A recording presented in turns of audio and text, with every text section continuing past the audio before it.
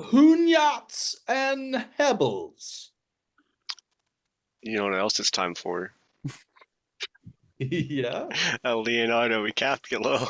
that's right. It's time. It's time for a Hey Leonardo, Hey Aprio. Um, what am I in the mood for music here?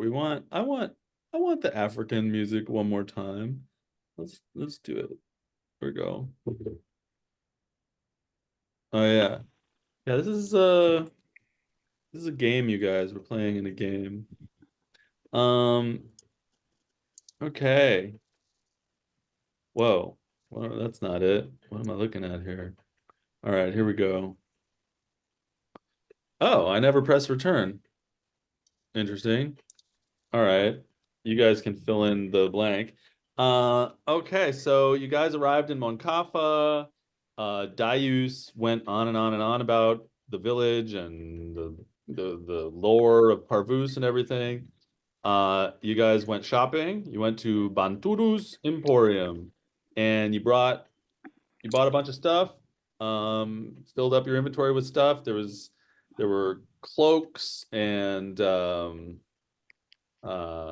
have a list. Yeah, there are two shirts, seven cloaks, two healing potions, scroll of prestidigitation, scroll of speak with plants, five leather armor, three war hammers, scroll of wrathful smite, um, and I don't know, other stuff.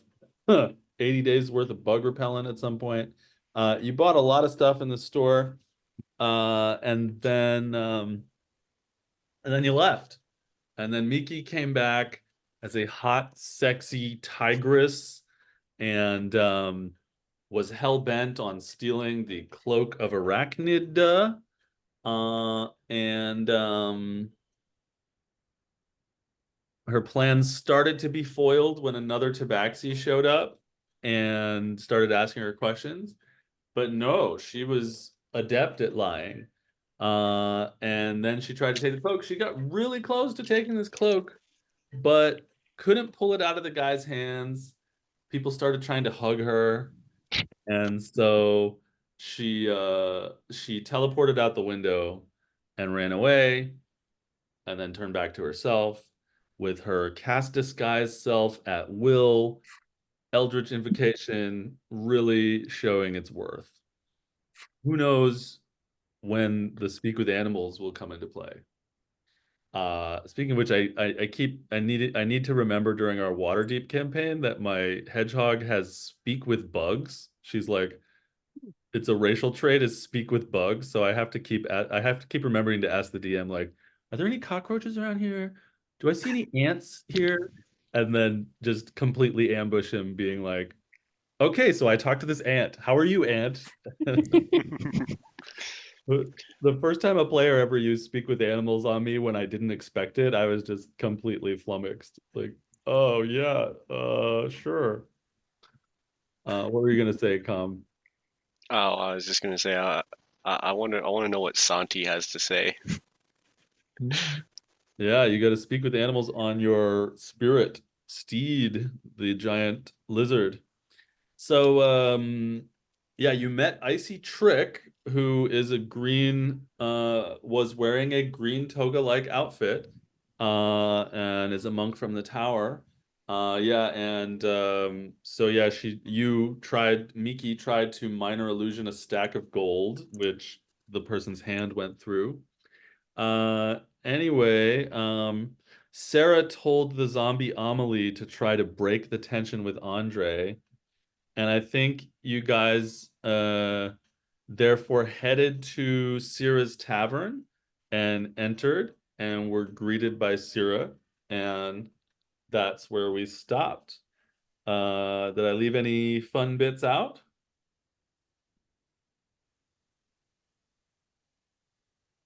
I I think that's it. Okay. Um, yeah, I'm gonna put on the tavern ambiance, even though this tavern doesn't really sound like that, but What are you gonna do? Am I really gonna find like a harp tavern ambiance? A quiet religious pilgrimage village harp tavern song ambiance? Probably not.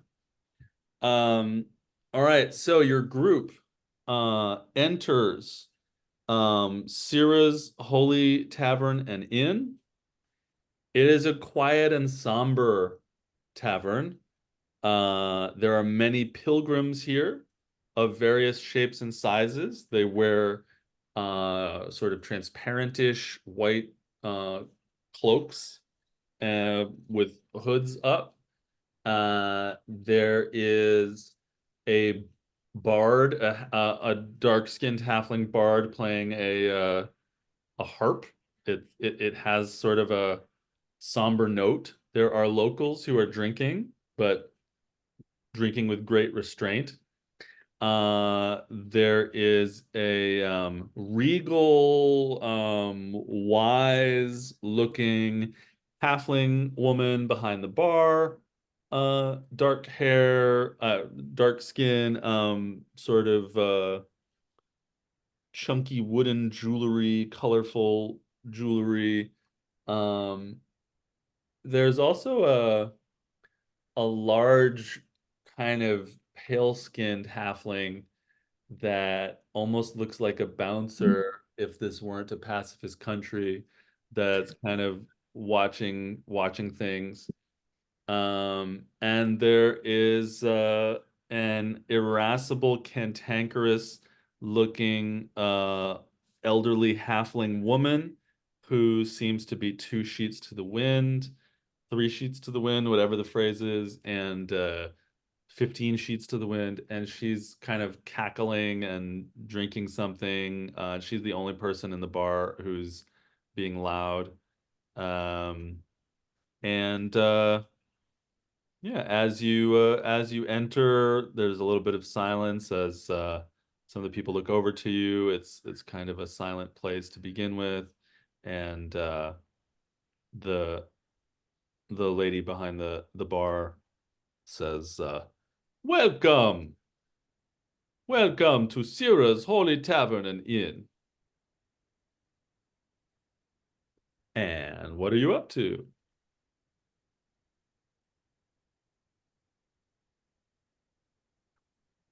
Trying to subtly sort of, I give a weird skeletal smile and I'm sort of trying to shepherd my undead to seem as non-suspicious as possible in their cloaks and armor. Yeah, they shuffle in. They've got their hoods up. The proprietress just kind of smiles welcomingly at your group, sort of expecting you to say or do something. What's Are everybody you else? Syrah? Oh, yes, welcome. Come. I'll have 2 ales. Of course.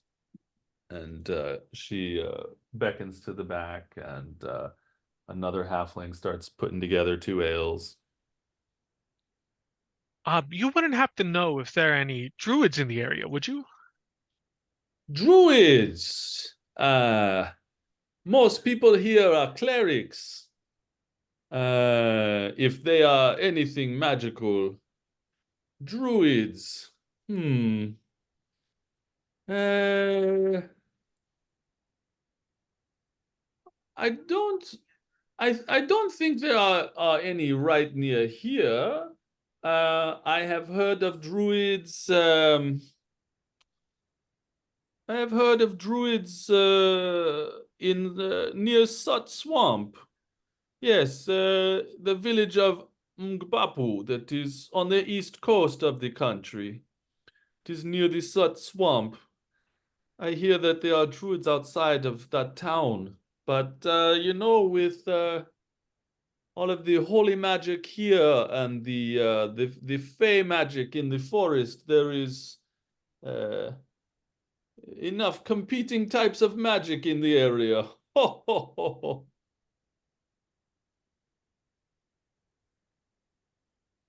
Ah, well, thank you for the information. And then I'll take one mug of ale in one hand and start drinking that one. And I'll take the other one and I'll start walking towards the boisterously loud and joyful older woman in the corner that you mentioned. All right.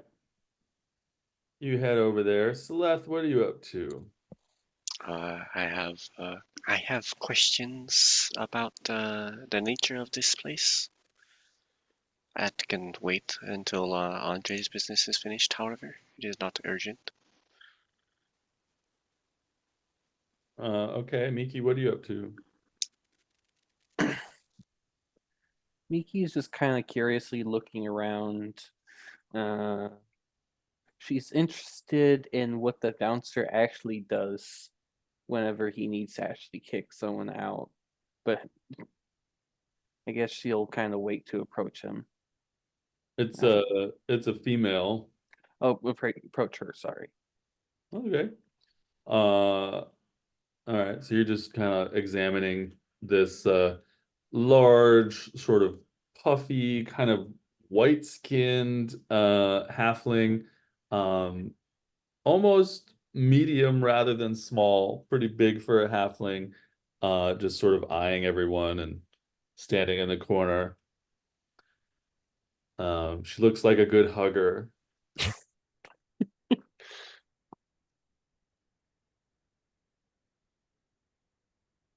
I'm just I was just typing into the quest threads about the thing with the druids.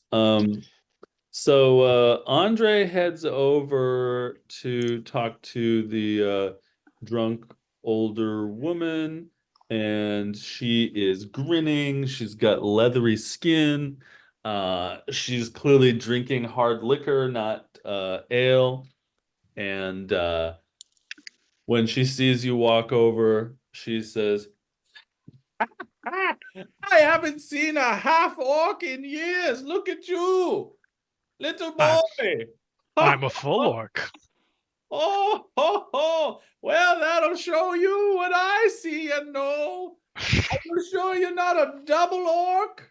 Look like a double orc to me. Two I of couldn't help you. but notice that you're where this party's at, so I brought you something, and I wanted to know if you had an eligible younger sister, perhaps. Oh, ho, ho, ho. No, all my sisters are dead. Why do you think I drink so much? Ho, ho.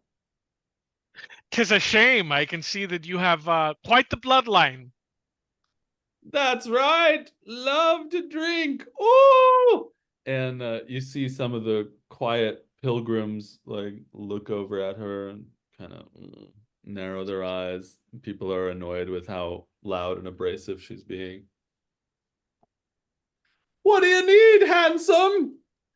I couldn't help but notice that you're the only one being so joyous in this tavern. Where I come from, taverns are places that are loud with mirth and joy. And what's that about? Why are they all so afraid to enjoy?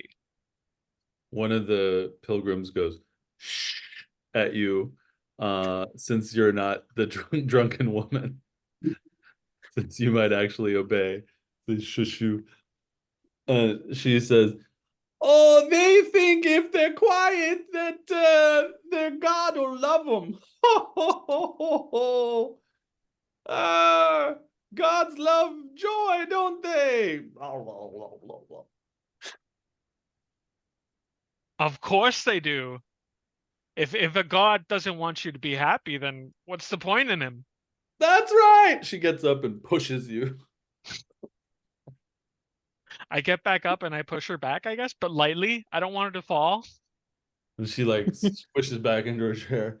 Oh, such force! We should arm wrestle. I don't see why not, but let's sweeten the deal. What can you put up for offer?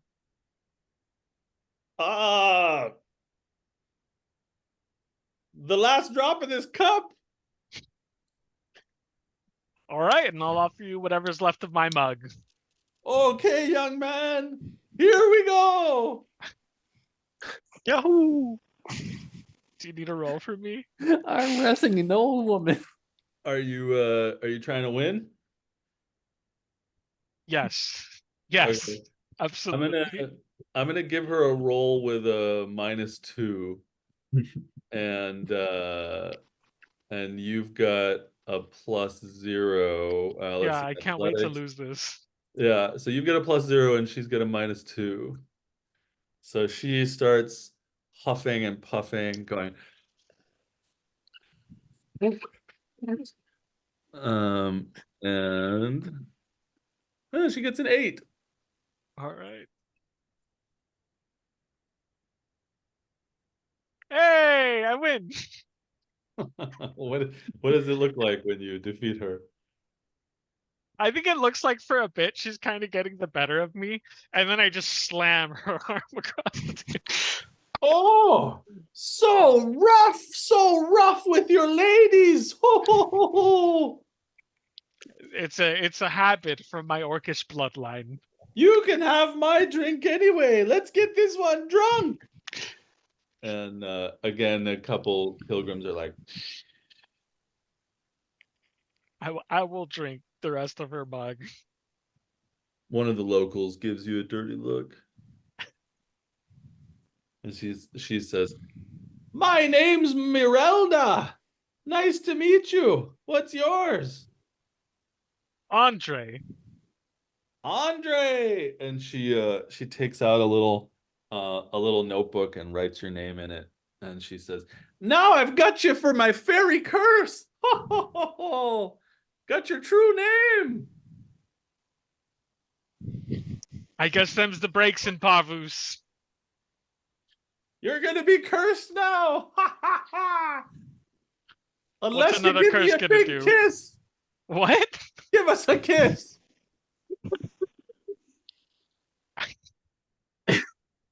How many Curse people or are in the kiss. bar right Curse now? or kiss. Wait, how many Curse people are or in the bar kiss. right now? There's like at least 30. It's the largest space. What kind of curse?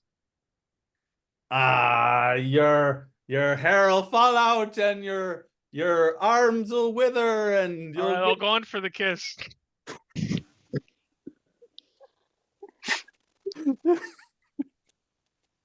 gives you a big messy tongue kiss. So we'll cut. So you guys, the rest of you are watching Andre the 17-year-old make out with a drunk old woman, arm wrestle. Anything to forget about the zombie that was making eyes at me moments ago. While you're making out with the old woman, Amelie, the zombie, goes and takes a couple steps towards you two. Uh, Amelie, now is not the time. Don't pull on her weave. Unkillable Riz. All right, what are Celeste, Miki, and Sarah doing while Andre's making out with an old lady? You said the owner was sitting down here in the bar. I think Celeste would like to go sit next to her, notebook in hand, just plop down, ready to ask some questions. That's your friend making out with Mirelda. Yes, it is quite unsettling to look at. Perhaps we can discuss other matters. This is a quiet town, you know. It is best to respect the vibe here. Well, it, you must find it difficult to enforce such things without the use of force. A person's dignity is enforcement enough. I have run across many people with no dignity, so shame does not deter them from doing such things. You Just have gonna look over to just gonna look over to Andre, just like I feel like Look there's back. a moment where Andre takes a breath and is like, "Oh, I don't really want to do this," and then he sees zombie Amelie right there, and he's like, "Never mind, going back in."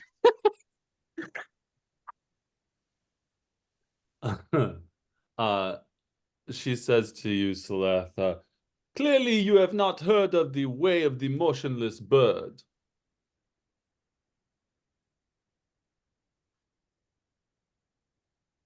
Are you muted? I think your microphone unplugged or something. No, I have a little switch. I forgot to put it back on. Is this a story or tale of some sort? I am not familiar with motionless birds. No, it is the path we follow here in Pavus, the way of the motionless bird.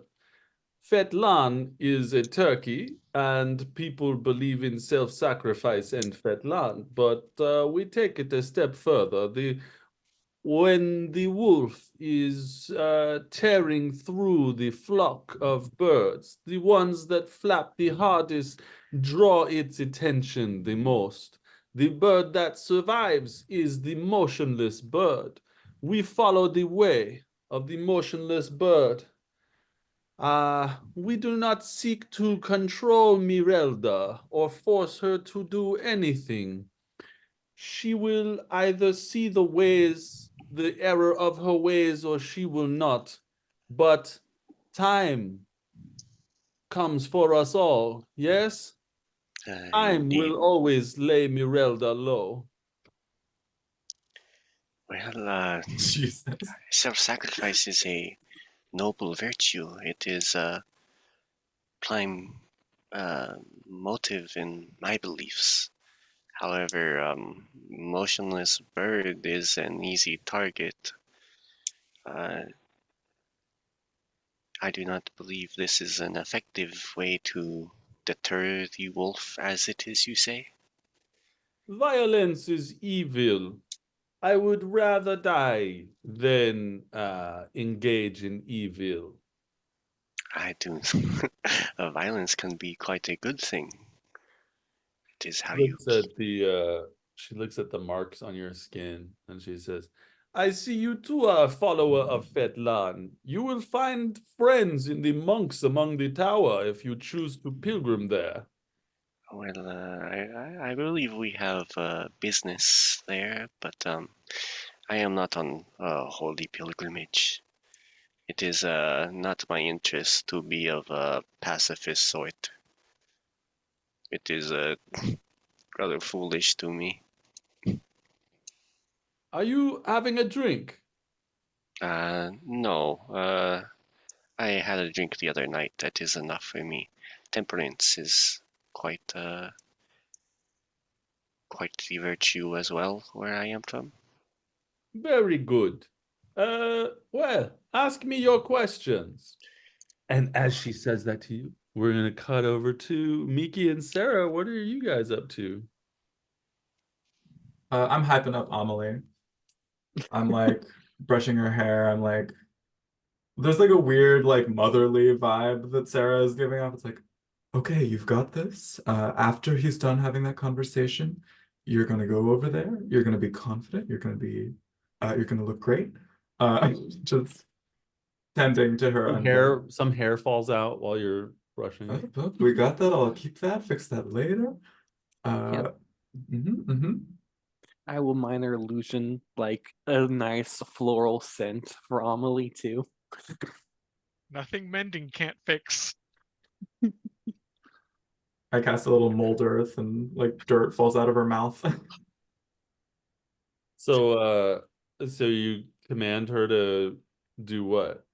I command her to make the best impression that she can on Andre. Okay.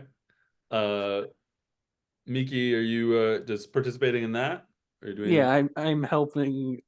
I'm girl powering Amelie by doing her perfume, maybe doing like I guess just nice smell. She can't do anything else. All right. It's one of those movies where the nerd takes down her braid and lets her hair flop back and forth, and now she's beautiful. Okay, back to Celeste. What are your questions? Well, I just wonder how it is you hold on to this pacifist idea when it is not working for your country as a whole, and this puzzles me. You say violence is evil, but it is the threat of violence that keeps your parvus as parvus and not some quasi subservient state to another country. Eh, the other countries are protecting us, no? Yes, and how do they protect? I hear your words, young lady, but you will not change me from the way of the motionless bird. I would rather die than lift a hand. You can kill me right now if you like. There are other lives after this one. No, murder is not on my to-do list as of today. Uh, However, it is merely see where I am from. We often have how would you say seminars of sorts. Different ideas can clash together in conversation. Is this bothersome to you to do? I think maybe you don't understand the way of the motionless bird. Let me Not say at all. this to you. I seek only to understand, not to be understood. If you do not understand me, that is okay. But verbal conflict is just as unattractive as any other type. Now, you appear to be an adventurer of sorts, and I, a humble tavern keeper. Usually, adventurers like to get information from tavern keepers rather than challenge the foundations of their belief systems. Do you have anything you would like to get from me, adventurer? Of personal note, no, I do not. I only seek knowledge of different peoples and their beliefs. This one I find quite perplexing, to put politely. So I simply wish to know how you respond to challenge. I respond to challenge by laying down and dying. Contemplate that. You are in Oh. a country. That kind of you goes are in- hard. What's that? Any challenge, dead. Just Contemplate that. incredibly powerful. You are Need to make an order on McDonald's. Dies. you are in a country with hundreds of thousands of people who follow this belief system. I'm sure you will find more people to challenge. But I am the mayor of this town and a busy tavern keeper. If you have need of drink or rooms, I am at your service. If you have need of information about the surrounding area, you let me know. I am here at your service, but I will not joust with you mentally today, beautiful lady of a foreign country. And she turns her back and heads back to the kitchen for a minute or two. Now, cutting over to Andre, just finishing a sloppy makeout session with a drunken elderly woman. As you pull your face away from the elderly woman, you see a familiar face, only 3 feet tall, 3.5 feet tall, close to the ground is this face.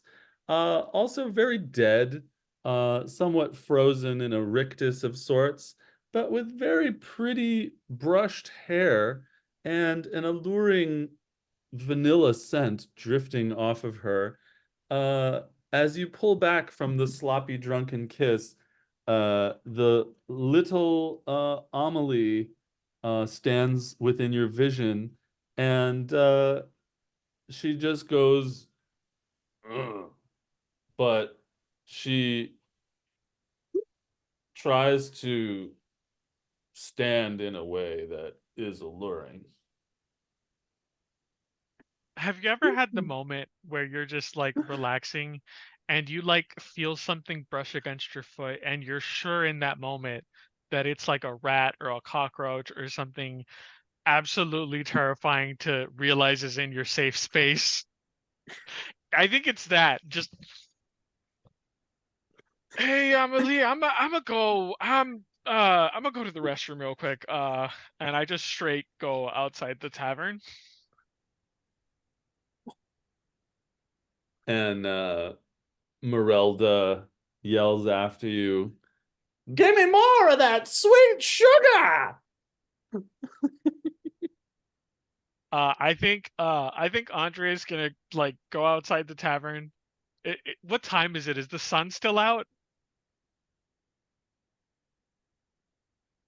I think it's about 3 p.m. All right, the sun's probably still out. I think Andre looks, sees that it is far too early for any of this, and he just kind of goes against the wall of the tavern and just kind of sits down and just thinks about his life. He just had his first kiss. He thought it would get rid of the memory of seeing a possible romantic interest die in front of him, and then get resurrected into a horrific corpse. And now he's just sitting there thinking, like, nope, it's just more bad memories on top of bad memories. I thought they would cancel each other out, but nope, they're just stacking. So Ah, very interesting interaction so far in this tavern. All right, so Amelie is just standing there, awaiting her next order. Miki, Sarah, what are you up to?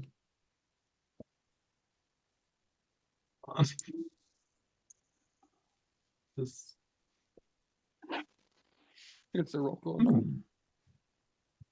seemingly went fine. Would you say that was fine? He kind of Well- seemed to run in terror. Well, I feel like he was maybe a little overwhelmed by how well she was presenting. Now that is a fair assessment. I'm surprised. I mean, my undead are more talkative than most, and all of you have been adventuring with me for quite some time. I don't know. I don't see what the issue would necessarily be. Well, like, I'll call her back to me. I don't want her to stray too far. I'll go grab Amelie. Maybe he just wants a little bit more, warmth in a hug or something like that. Maybe Oh, should we? I don't know how to fix that.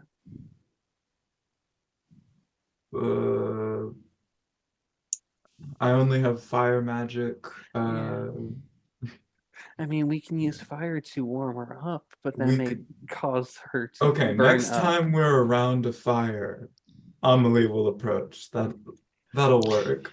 Mhm. I think mayhaps the problem may be that he liked this person while they were living, and now they are not. I guess I could understand that, but also I don't entirely see the difference. I mean, I don't know. My undead have a certain degree of independence and life to them. I try and let them be. I like to think they're well taken care of, but I could understand some aversion. I don't know. I think it is also maybe mentally different thinking about an individual such as yourself who may be of undead nature, who does have their free will intact versus a controlled puppet. Hey, come here, Amelie. You have, hey, express free will. Do exactly what you would like to do in this moment. Do something independent of me. Surprise me. Oh. She looks a couple inches to the right and grunts. She is as Hmm. sterling to converse with as the patron of this tavern. I think that's what it is. It's that she's not an engaged conversational partner. If we had some way Increase your intelligence to to 18, perhaps she could possibly. study it, or there was that magic item in that shop, though we did not have the funds to purchase it. Uh, Oh, what an unfortunate event. Well, next.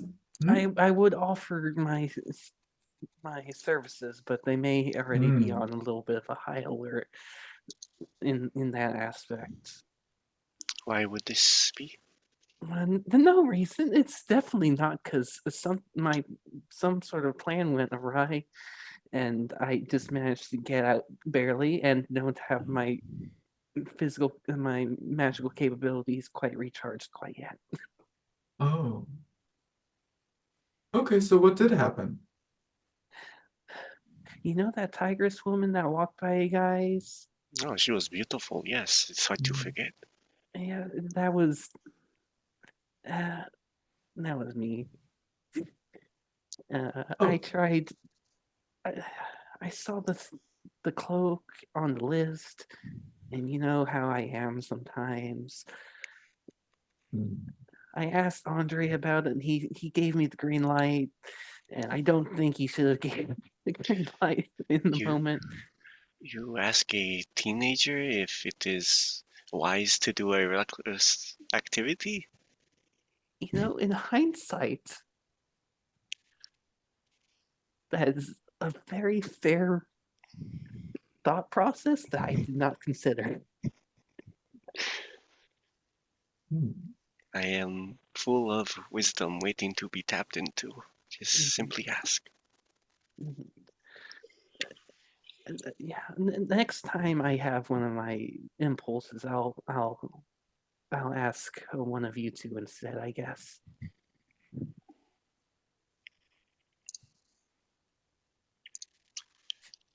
Speaking of oof, shall we go find where they ran off to? Yes, I see some tragedy happening outside the tavern. All right, perhaps my retinue come 20 feet behind us and we meet back up with our party member.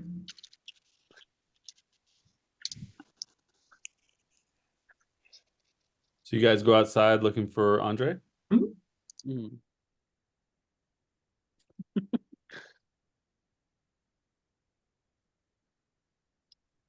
What are you doing there, Andre? Hey guys. Honey doesn't make it any better. Honey may be sweet, but maybe he needs something else. Mickey, you know that was my first kiss. I thought it would kind of cancel out all the bad memories, but I think they're just kind of stacking now. I should have made this beer instead of honey, but I didn't think of that. And maybe alcohol isn't the best course of action right now either. So you think the honey is good? Honey is a little bit better. It's high in calories, so it's You want good to some? eat your feelings. Yes. Yeah? Sure. Here. I go scoop my hands down for a little bit of honey. You guys? Oh, I cannot eat. I used to kind of be able to eat, not anymore. No, it is unappealing to you, or just not the desire? You wouldn't want to see.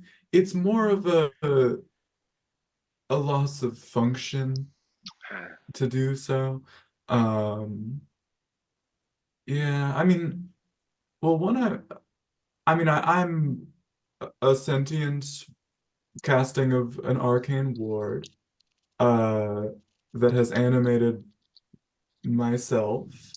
Um, and when I was more myself than the ward, I could kind of eat because I kind of still had my tabaxi body, but now I'm more metal than body. I see. Uh, I suppose I shall have a little bit, and she'll just stick her finger in it and take some out. It's too late. So I ate most of it. I'm sorry. Oh, it is no Here, need. you can lick my fingers if you want. It's about all No, that's left. no, No, I saw where those were. I do not wish to do that. just in the jar and then my mouth. I Well, mean, come on. the old lady was touching and everything. I am okay. Oh, why'd you have to remind me? I should have washed my hands. You know, the shame can be can be a useful tool. So now in the future, you know not to make such a mistake. Did you leave the undead inside the boat? I told them to trail us 20 feet behind me. Okay, so they're outside, but 20 feet away. Mhm. Okay. This has been a crazy couple weeks, but I think this is the worst day so far for Well, me. Hey, Sorry to make it worse. We were just trying to make you feel a little bit better. Make what worse? Well, What we did you may guys have. do? I may have used my little minor illusions to make Amelie smell a little bit better. Oh, that seems fine. I Hmm. mean, she still wandered over like on her own though, right? Like you were just trying to brighten a bad situation. I Yeah, mean, exactly. She came over on her own free will.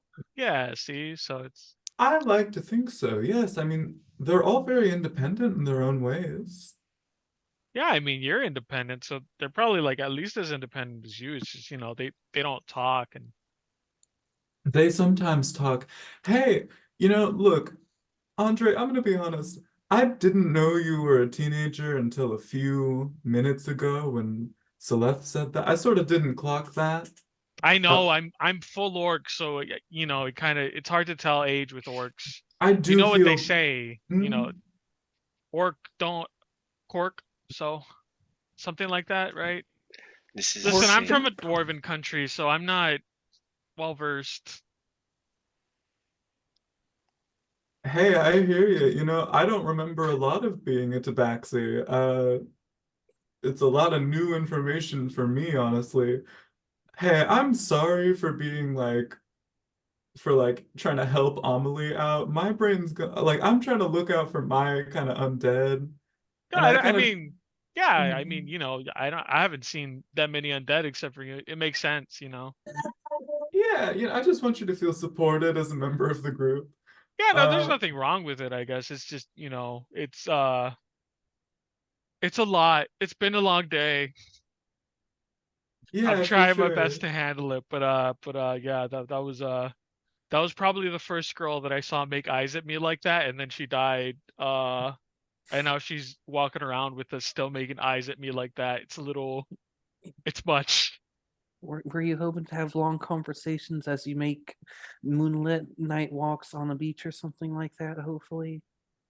Look, Miki, yes, I'm a hopeless romantic, but I'm still like the only dude in the group, so I'd like to maintain some air of masculinity. That's fair. Hmm. Thank you. I appreciate it, Miki. I'm sure there'll be another woman that doesn't try to kill us and we're forced to kill. Andre, I promise if we kill another one of your potential lovers, I won't bring them back. Or if you want me to, we will find some way to make them more talkative. I uh I don't know how to react to that, but I appreciate the sentiment. I'm trying so hard. This all feels very natural to me in a way that I know objectively is unnatural. So it's sort of an interesting social dynamic, really. Crash, I want you to know that, like, I felt like super cool when me and Miki taught you about stealing and lying and stuff. Hmm. And I think this whole event has kind of humbled me in a way that I might have needed. Hey, I'm pretty okay with stealing and lying now. I feel like it'll be reciprocal over the And course. Yeah. and Miki, I'm sorry that I pushed you to steal today. I think I need to try and be more mature in uh other ways that I maybe did not consider in the past. No, it's fine. I have to learn myself to control my impulses a little bit better too. Man, I Darius, wish I uh, had more honey. Darius walks up to you. He hasn't been privy to the conversation so far, and he says, "What were you doing there, Andre? Were you falling in love with that old lady?" Just making another grievous mistake in my not so long life that I hope lasts longer, I guess. Dias, how old are you? Have you ever been in love? Uh, Okay. Not with an old lady, just in general. uh, he looks like he's gonna cry for a second. Oh, we heard this from Darius actually. That's okay. You don't have to say that again. I go from patting Andre's back to patting Darius's back. I sort of alternate with my one. I I feel like I've missed something, but I'm sorry for any offense, Dias. He looks kind of sad. He's like, I guess you weren't listening the other day. Oh well. No, I was listening. You told us to go to Siri's Tavern and ask her, Siri, Google Maps. Google Maps. Yes, I am 100 and he says his age. It's like 140 something. Uh, and then he tells you his whole tale again that he just told the other people a couple days ago. Uh, so he's a half elf, and he was part of an adventuring party in Rocinante, and did heroic quests for the people of Rocinante. And he fell in love with a human member of his party, and they retired from adventuring together and built a farm together and had a child together. And he ended up outliving both his wife and his child because he's a half elf. And so he saw his own son die of old age, and his wife die of old age. So that was what you were hitting on there when you said that. And then after like 20 more years on his farm, he decided to do something good and went to the mage college to see how he could help out with stuff. Um, so yeah, he told that to the party on a day that you were absent, and that's why he looks sad. But we could just retcon that you didn't say that since you could have heard him tell his story. I'm okay with it either way, but part of me does want to roll to see if Andre's gonna lean into being a teenager in like a slightly weird phase where he's gonna be like, yeah, it's the same thing that happened to me basically, or whether he's gonna be like, this is clearly something levels higher than what I experienced. You are welcome to roll on it, yeah. All right, I'm gonna say odds. He does the thing that teenagers do that they really should know better by that age. Even he does the mature thing that he should be trying to do. All right, that's a nat 20. Andre has a moment of introspection and realizes that is levels above what I have been through, even though what I've been through is its own separate thing. That's I wasn't there for that, Dias. I don't think I had heard that tale. That's awful, truly awful. I can't even imagine. Thank you. So yes, I don't think we are in this holy village to uh carouse. Um, I am here to protect you, but didn't you have a mission or a quest, something you are trying to accomplish while here? We were trying to find an evildoer, and we were trying to find that mushroom to try and cure Greg's wife. And the druid, I think, was to help Kaz with his illness. Yes.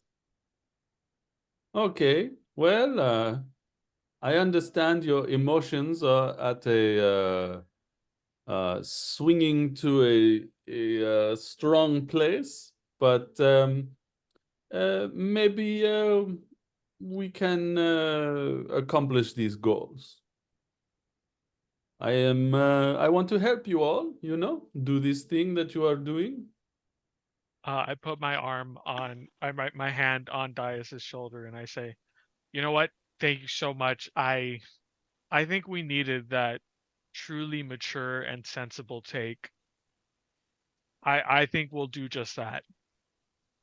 Oh, could I have a dab of that honey, please? It is all gone. I wanted some as well. I'll hand them the jug and see if they can scrape anything out the bottom. I don't Oh, want to offer my hand after realizing what Silith told me. oh, that's okay. Uh, no, no. I will go inside for a minute. Maybe I will see you there. And he goes inside. Amelie says, You're doing great. I will see Crash say that, and I will look over at Amelie and I will wave hello. And then I will go back into the tavern, and I'll ask Sarah if there have been any evildoers in the area that might need investigation. I won't imply violence or anything, just investigation.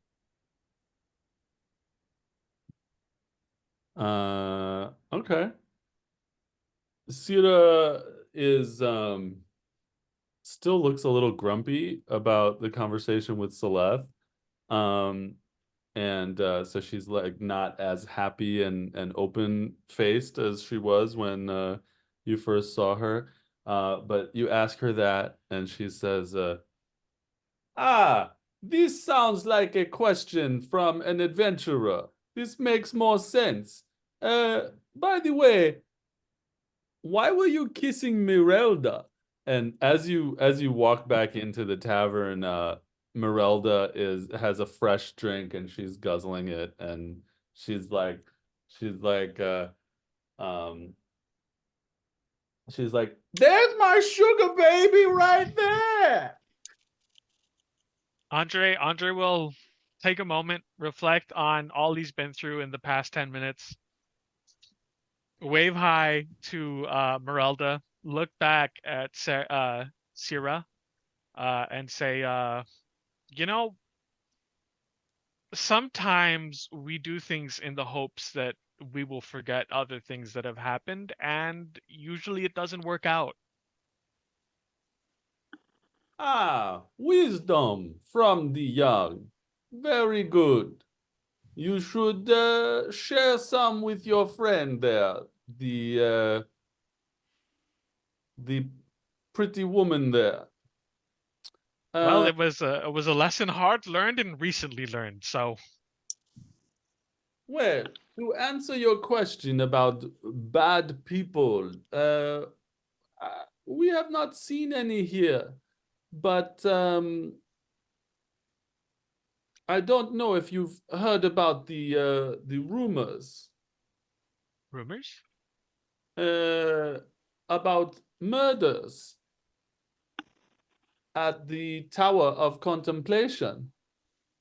I didn't know that there were really any murders here in Parvus in general. Well, It is only a rumor, but something else that has been reported is that one of the magic boats was overturned by, I know this sounds crazy, a dragon. A dragon?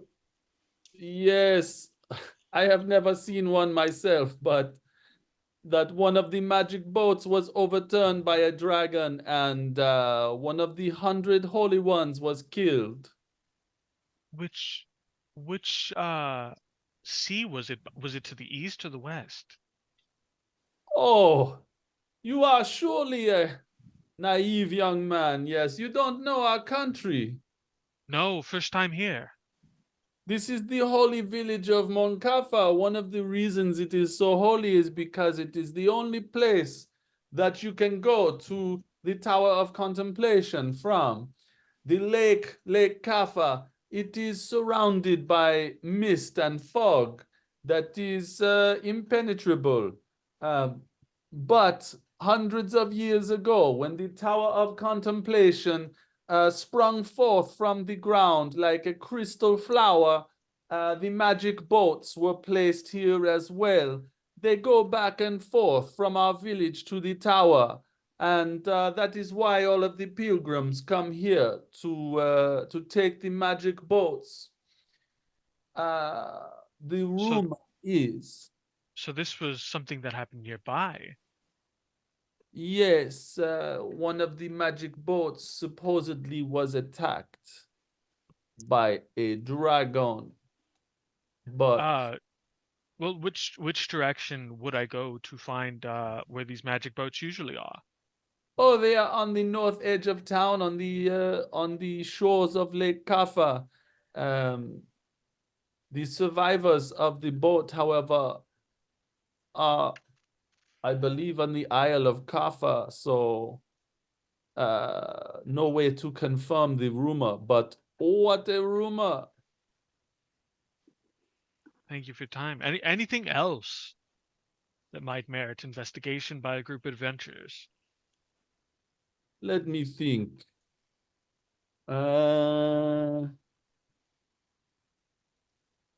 Not that I can think of. This is a quiet town. I Do you have think a sink I can use? a sink. I must wash my hands. The bathroom is over there. Thank you. And then I'm gonna go wash my hands and then come back and tell the group. A dragon. Oh, I am very excited. They are teeming with wisdom and knowledge of the ages. I should wish to converse with it. It sounds definitely interesting. The only thing I've really ever had an encounter with were some were rats, occasionally a bandit or two. I've never. This is the first time I've even heard of a rumor of a dragon being actually close enough to visit. Now, you see, if these people were smarter, they would know that they could defend themselves from a dragon, but they seem bent on letting themselves die for Well, no there good is also reason. the whole murders thing. Oh, yes. How do you defend yourself from a murderer if you just lie and wait to be killed? Silly people. Possibly we might be able to find a body, but it seems like they don't believe in either of these rumors, so we'll have to put on our detective hats and look for clues. Certainly.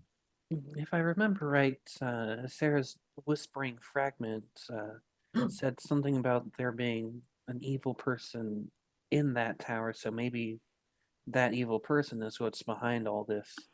And we were looking for a connection specifically to our foes and the mistress and other devilish entities.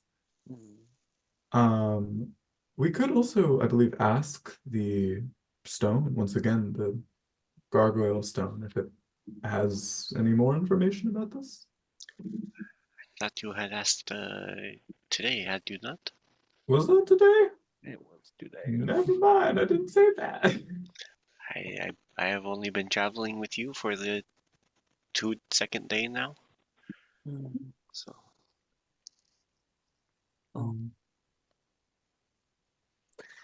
yeah, we third probably need day. to also.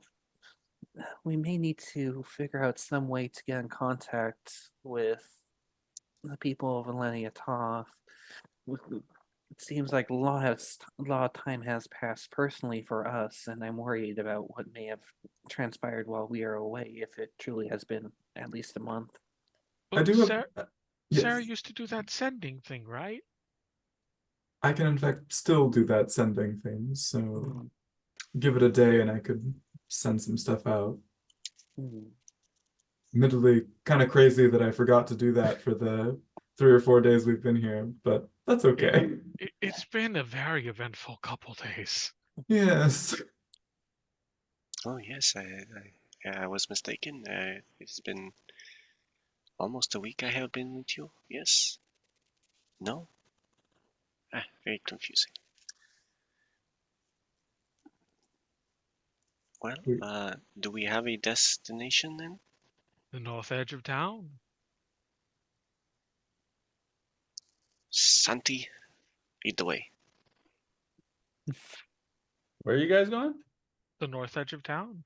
Where the Alright. boats To are. investigate the magic boats and the Tower of Contemplation. Uh, Everybody loads back into the gnome cart, including all of the gnome zombies and the motley crew, and the giant lizard drags you across town. You get there around 4 o'clock after all of these interactions. As you go down the street, you see the low clay houses with small doors, orange and white and blue, with checkered patterns on them, geometric, simple shapes, uh, quiet denizens walking about the streets, dark-skinned halflings and pilgrims in transparent white robes. When you get to the northern edge of the village, you see a lot of fog. Um, you see you see the edge of a lake, and then sort of a vast collection of gray mist and fog hanging over the lake about 50 feet away from shore. It's a big lake though. Um and oh, that's too vibrant of a village. Maybe not. It's it's a very big lake. You almost feel like you're standing at the edge of a small sea.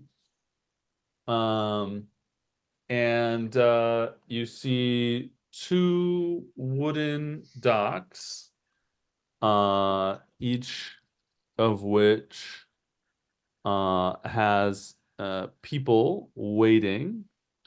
Um, Let me see. I think I have a written description that might be more fun.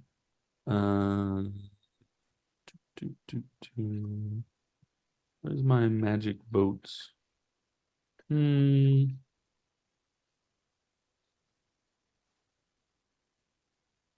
Just looking for my written description of the docs before I keep going from memory on it.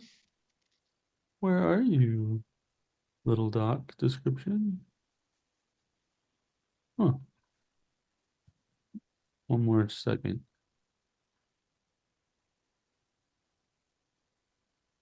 The dinosaurs. Oh well. Um, All right, so you get to the edge of the lake. There's the gray fog. There you see two big wooden docks. You see people waiting in line at the docks. They're waiting at both docks, but only one of the docks has a boat at it. It is a seamless large wooden boat. It almost looks like it was made out of one giant piece of wood. It is large enough to carry 100 people standing on the deck. And it has no sort of engine, no paddles or oars, no sails. It is just sort of one long wooden boat, and that boat has one long rectangular cabin in the middle of the boat. And you see people waiting in line to get on that boat. You see a person at the head of the line collecting fare. And it's mildly busy. There are about 30 people waiting on the dock that has the boat, and about 15 people milling around in front of the dock that doesn't have a boat. And a lot of these people are pilgrims, quiet, dressed in white see-through robes. Is this like their robes? Do they give off like Conan the Barbarian vibes? Like when he was going through that cult?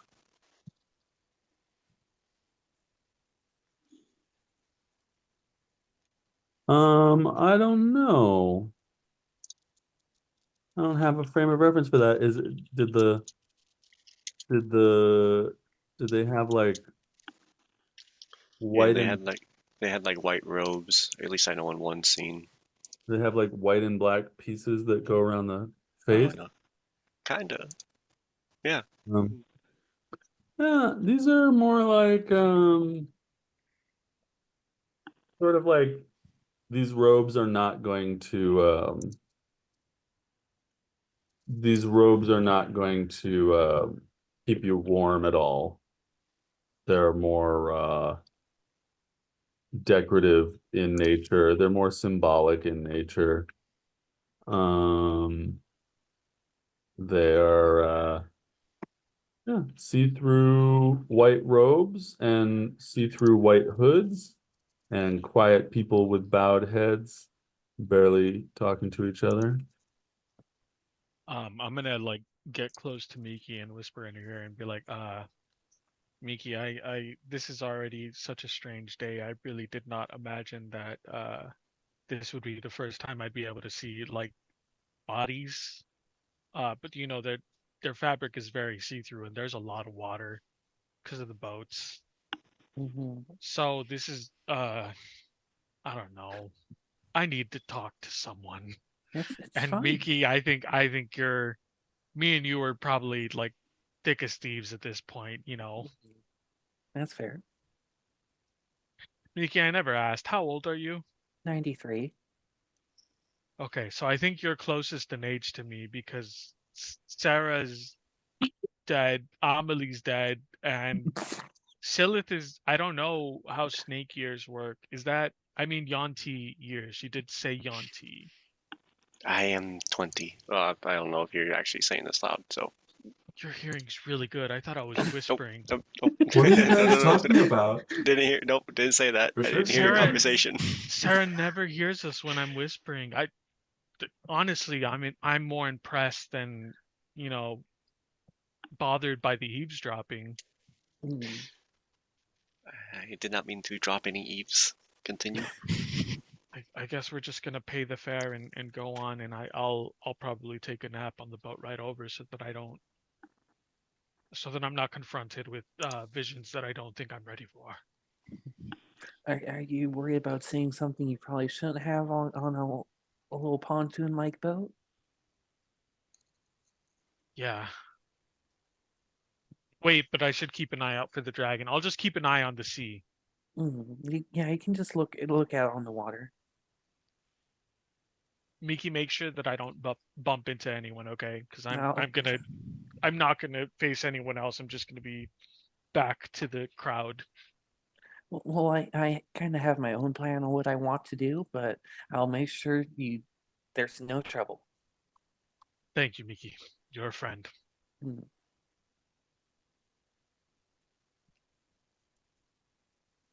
So you guys are planning on getting on the boat and paying fare and going to the island? Mhm. Sweet. Is there like a captain, I guess? Is it just like these things magically move, or is there someone who's like uh I guess like a captain who's done the journey a few times? You see somebody at the head of the line that's taking money from people, um, sort of taking tickets kind of thing. But mostly you see people waiting in line, and you see boats that appear to be one giant piece of wood with no propulsion system whatsoever. Okay. When we get to the head of the line, I guess I'll ask him if he's heard of the dragon rumors. Okay. Anybody doing anything else before you get to the head of the line? As we're just kind of waiting in line, Miki wants to take out her 10-foot pole and her longbow and a little hook from her thieves' tools, and she wants to start fashioning them into a fishing pole, Okay. taking the rope from the longbow or the twine from the longbow. All right.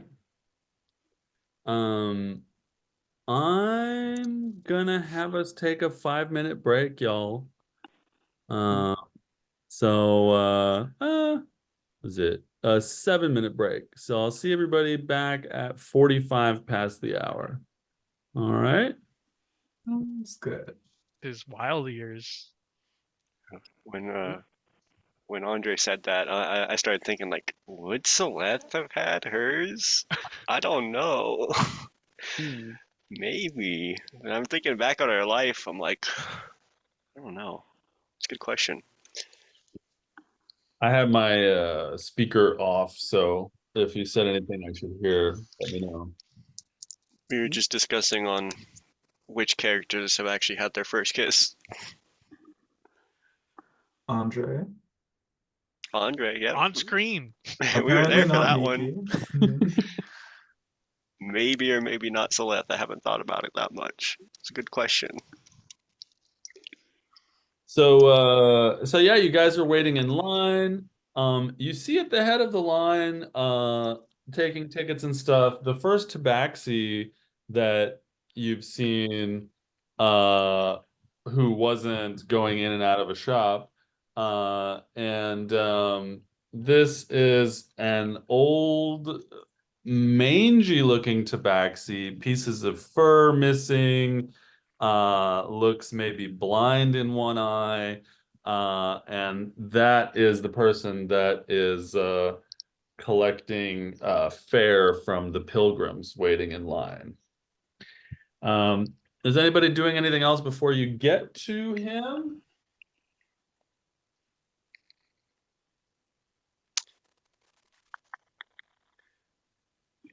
I don't think I have Um, anything to do.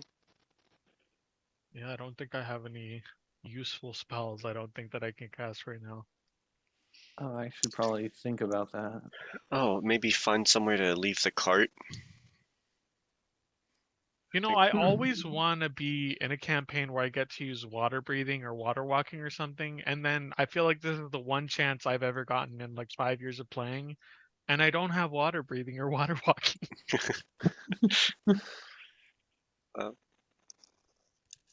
if there's somewhere to looks like people are leaving carts and such, I will do so. I will have Santi go over there and leave the cart, but Santi will be coming with. Okay. I mean, there's a side of the road. There's not really like a parking lot. It seems like a lot of these pilgrims sort of came here on foot. But yeah. I will be courteous and leave the cart somewhere not in the way. And if anyone decides they wish to steal it, I shall kill them. Hey, we did steal this cart from these gnomes, so, you We know. requisitioned. This word is difficult for me. Requisitioned it from them. Let's say they've now given it to us, post. Mortem. Yeah. We recycled. Yes. It is not good to waste. Mhm. So you get up to the tabaxi and he says 5 gold per person.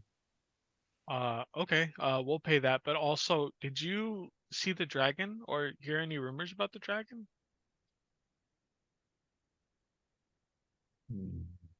No dragons. You sure? No dragons. Can I insight and see Yeah, if I he's don't telling the believe him. truth? Sure, inside away. I don't know What why is you my guys don't insight? trust him. I mean, you should trust your elders. I do. It is in the way he spoke. That is a 12. But like people older than you can't lie. That's a young man's game, right? That Mm, is a 20, dirty 20. What is that Ooh. cute little flower pattern? A dirty 20 on comms insight? Yes. Yeah, he's definitely lying.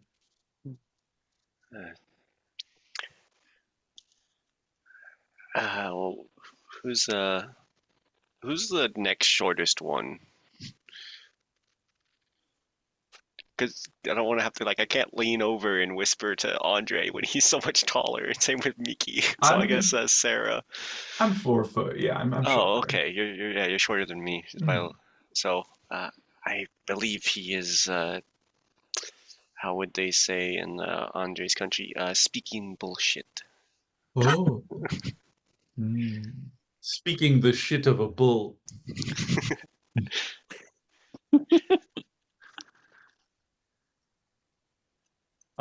There's people standing behind you in line and they're kind of looking impatient at you, and the guy says 5 gold pieces per person again.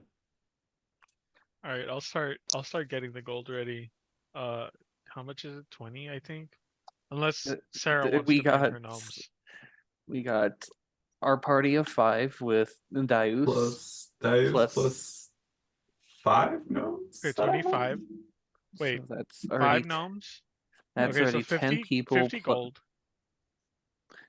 plus if they are charging for Santi. This would be ridiculous. He said per person. This is a beast. Do you Uh, have like a package deal? he looks at the line Plus- behind you, and then he looks back at you. And he says 5 gold per person. Your lizard's free. Okay. All right, so like 50 gold, right? Yeah, I can take that out of the party fund so no one can worry about that. All right. Yeah, that's great. All right, he takes your money. And he says, "Okay."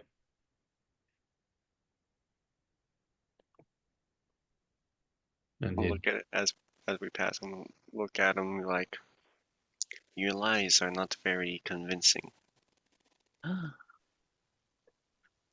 he just turns his head away from you and moves to the next person. 5 gold per person. Where's the other boat, by the way? What's that? Where's the other boat? What happened to it? There's only one right here in the dock, and there's 2 docks. He's talking to someone, and then he looks back. He says, the other boat is on the other side. They're ferries. They go back and forth. Magic boats. Fair enough. Amelie's on the boat with us, right? Yep. I think Andre looks over her at her and says, you know, a fairy cursed me not too long ago, so or I don't know, maybe it didn't curse me. It felt like I got cursed though. Why am I talking to you? You're dead. Were Amelie, we you able have to to hear that? respond. Huh? Just like, Amelie, you say, Amelie, you have to respond. mhm. Amelie goes, ah. Yes. Come on, I believe in you. Mm. I'm gonna go to the other side of the boat now. As you, once you're like 15 or 20 feet away from Amelie, she goes, curse. Yes. Progress. But you can't hear it. I will follow Andre and be just like, oh, you were cursed? Yeah, I mean, I guess you didn't hear. I thought everyone heard because, you know, we were pretty loud in the bar when that elderly woman said that she was a fairy and that she would curse me if I didn't Oh. kiss her. And then I kissed her. But honestly, that felt like just as much as a curse as anything else could have been. You So know, I didn't believe her. I thought she was just, you know, she was like probably they full of say in it, your but country was bull and shit. yeah, but you know, yeah, I was really hoping the curse was like forgetfulness or something, but then she didn't explain the curse, and I was like, well, what if it's like, you know, you stop aging or something? Mhm, I don't know. That would be weird. If I was that's fair. just this age forever. That would be very awkward. Like, are you? I know you sell alcohol, but what is legal drinking age for half orcs? Well, I'm a full orc, and Oh yeah, sorry, I full think this orcs. plays to my favor. People always assume I'm a younger half orc, or an older half orc, when I'm just full orc and I'm 17. But I guess, you know, they're not used to seeing orcs, so they're like, he's big, he's you know, he's adult sized orc, probably drinking age. Mm, that's fair. You can sneak into lots of bars. Yeah. So you guys walk up the ramp the onto the boat. It's a long boat. You sort of overestimated how many people you think it could hold when you were waiting for it. It's really more like 30, 40 people that it can hold, all sort of standing next to each other. There is a big long wooden cabin in the middle of the boat that you can go inside of that has windows of a sort in case there's weather. And yeah, there's no visible propulsion system. There's no like captain or steerer or crew. Uh, and there are already a good amount of pilgrims aboard the boat, and more of them are paying and coming aboard.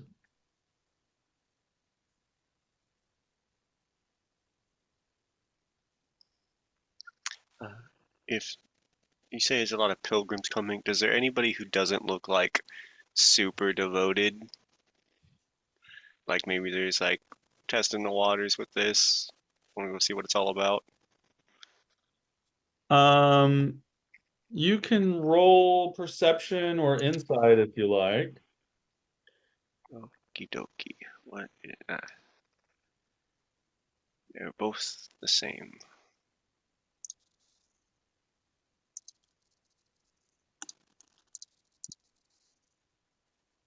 23.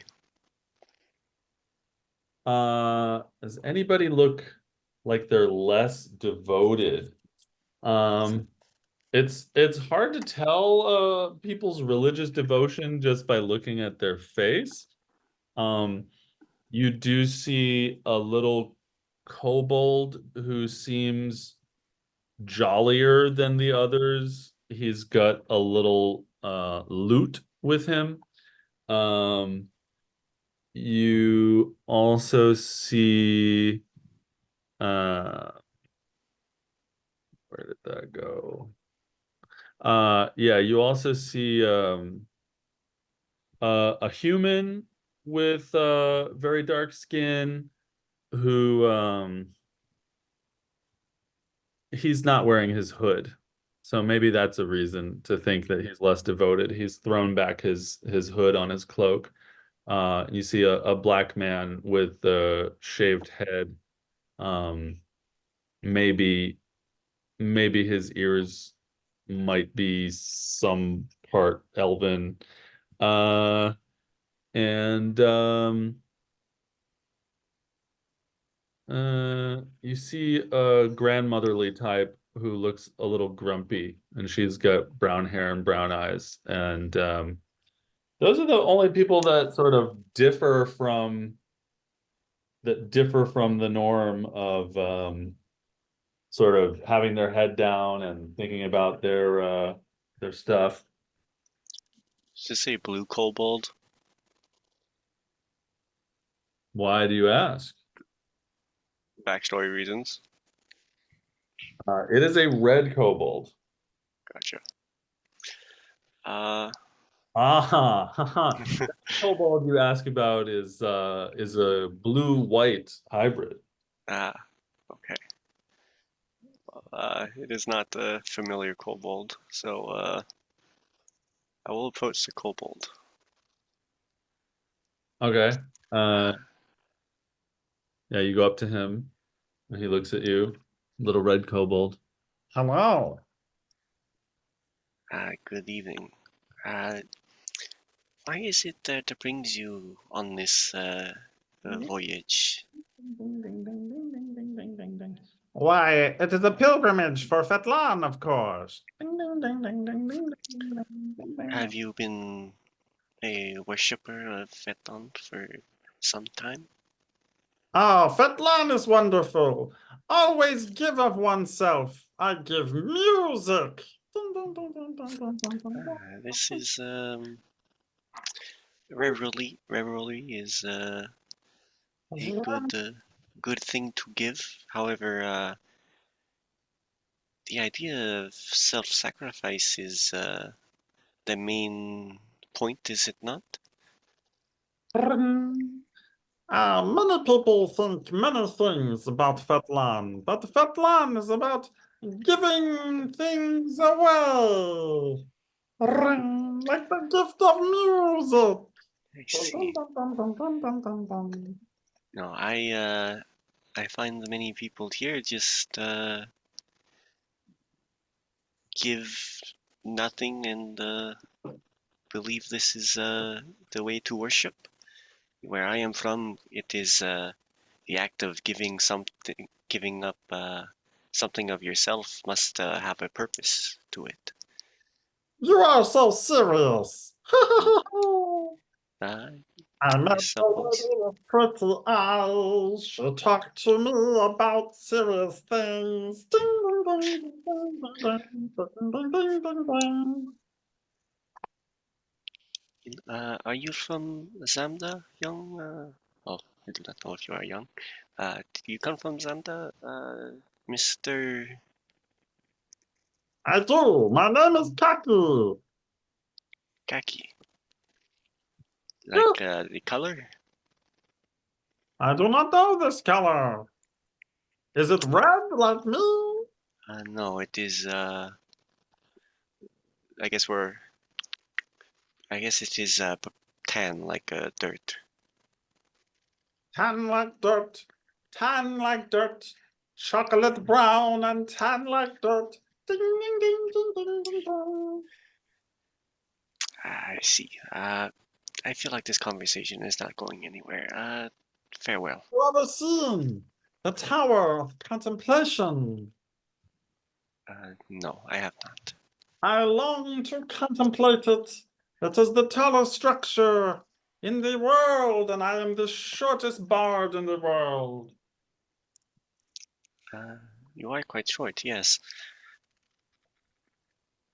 Have you ever considered perhaps not following this bardic lifestyle, but in more of a fighting one? Oh no! It is said that the Tower of Contemplation sprung from the earth when the strongest magic users came to this island 800 years ago. A beautiful day, the day the tower sprung from the earth just like a flower. Ding, ding, ding, ding, ding, ding, ding, ding, ding, ding, ding, ding, ding, ding. I can only dream of the hour. You know, You are a bard too. no, I am not good with the rhymes, and oh, would you look at the time? Goodbye. I heard two rhymes from you. I heard two rhymes from you. You're a rhymer. I will return to I guess Sarah, since Miki and Andre were on the other side of the boat. The other kobold I knew was much more eloquent. Hmm. You were speaking to that kobold?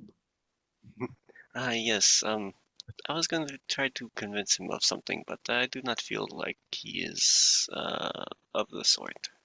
He Seems shows pretty. up. He shows up behind you while you're talking about him, and he goes, Hey guys. Ah. Dun, dun, dun, dun, dun, dun, dun, dun, dun, dun. Hey, what's your name? Kaki. Oh, yes, Kaki. My name is Kaki by Cracky. Mm. Dun, dun, dun, dun, dun, dun, dun. Adopt the kobold. As you guys continue this interesting interaction, the boat finishes getting filled. You have a lot of people sort of standing together, mildly pressed together, not a lot of space, but it is a big boat. Uh, Wooden deck all appears to be one piece with the sides of the boat, as if it was from a giant tree that grew this way. And as the door of the boat closes, the boat starts to move, and slowly it begins to pull away from the dock. The gray, dusky water of Lake Kaffa below you, the fog ahead of you, the boat moving towards the fog, the village, the carts disappearing behind you as the boat enters the fog, and you are all enveloped in thick gray mist on the boat. You can see, but visibility is not the best, and you definitely can't see very far away from the sides of the boat. You're just passing through this thick gray fog, and the boat is seemingly moving of its own accord. Kaki, uh, would you be willing to offer assistance in a task? Oh, tell me, my friend. I see we are on a rather important mission, and we need to keep eyes for a dragon. A dragon, you say? Yes, Oh, poppycock, balderdash, dragons? you Pshaw! you are draconic, are you not? Yes, but the dragons even in Zamda are rare. Real dragons. That is why it is of the utmost importance that you let us know if you see one. What would you have me do? Simply alert us of its direction You want me to stare into the fog looking for the dragon? Yes. Oh, okay, but I cannot see very far. Darius is on the ship with us, right? Yep. Did we ever go back for him at the tavern? Yeah, We'll he assume we did. Yeah, he was there. saw you were leaving and followed you. We did have that awkward conversation with him where Andre nearly was a teenager. um, I'll ask Darius if he knows any spells that might be able to deal with the fog or the vision issues, like create, destroy water, or gust. Dice says, alas, I am a combat mage, you know, a bladeswinger, as they say. Yeah, you did mention that before. I was hoping maybe we'd have something to deal with this fog, though. This is magical fog, my friend. It has been here for 800 years. There is no parting the magical fog. It is a special magic. Wait till you see the magic of the Tower of Contemplation. It is beautiful. You know what, Darius? I'm actually looking forward to it now. Thank you so much. I'm excited. Inside. Andre's genuinely excited. He's like, this has been a rough day, but you know what? Darius seems hyped. I'm kind of getting hyped too. This is going to be a really cool tower. The pilgrims and you float through the fog in relative silence, slightly oppressive, slightly creepy, slightly gray, slightly ominous, mostly boring, mostly cold, mostly wet, like a wet, humid air against your face. While we are traveling, I would like to cast aid. So, Aid, so, aid. so We you didn't three. long rest before this, right? You had a long rest, and then you woke up, and then you went to the town, and now it's like 5 p.m.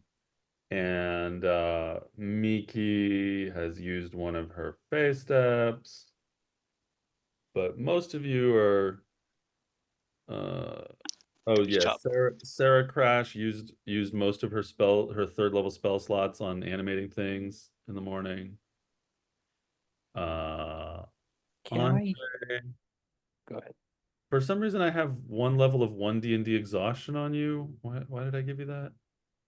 I don't know. I know I had one a while ago when I was doing the drinking. Oh, Yeah. you know what it might be? I think I didn't sleep. Because I Oh, do Yeah. remember saying that I right. was going to stay up because the gnomes might attack us, or the Mhm. halflings. And I forgot which. I have that you cast one level 1 bless, which you probably still have that slot used since you didn't sleep.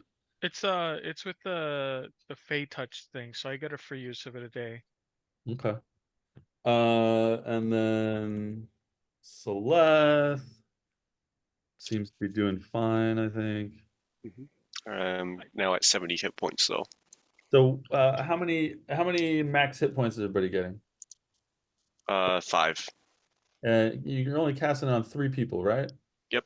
I couldn't cast it on myself even if I wanted to. Which 3? The other 3 people who aren't you? Yes. What did you say? Plus what? +5. Plus 5 for everybody. So Miki is out of 52 now. Uh, would I have had a chance to take a short rest just to shore up some of my missing HP? Hang on. Dice is at 42 now. Or no, you didn't cast it on Dice. You cast it No. on party members. Sarah Crash is at 50 now with a 14 ward. Is it still 14 the ward at level It 7? bumped up. I think I might have just been doing it wrong, but it bumped up to 17. Okay. And Andre goes up to 57. And I feel like a tank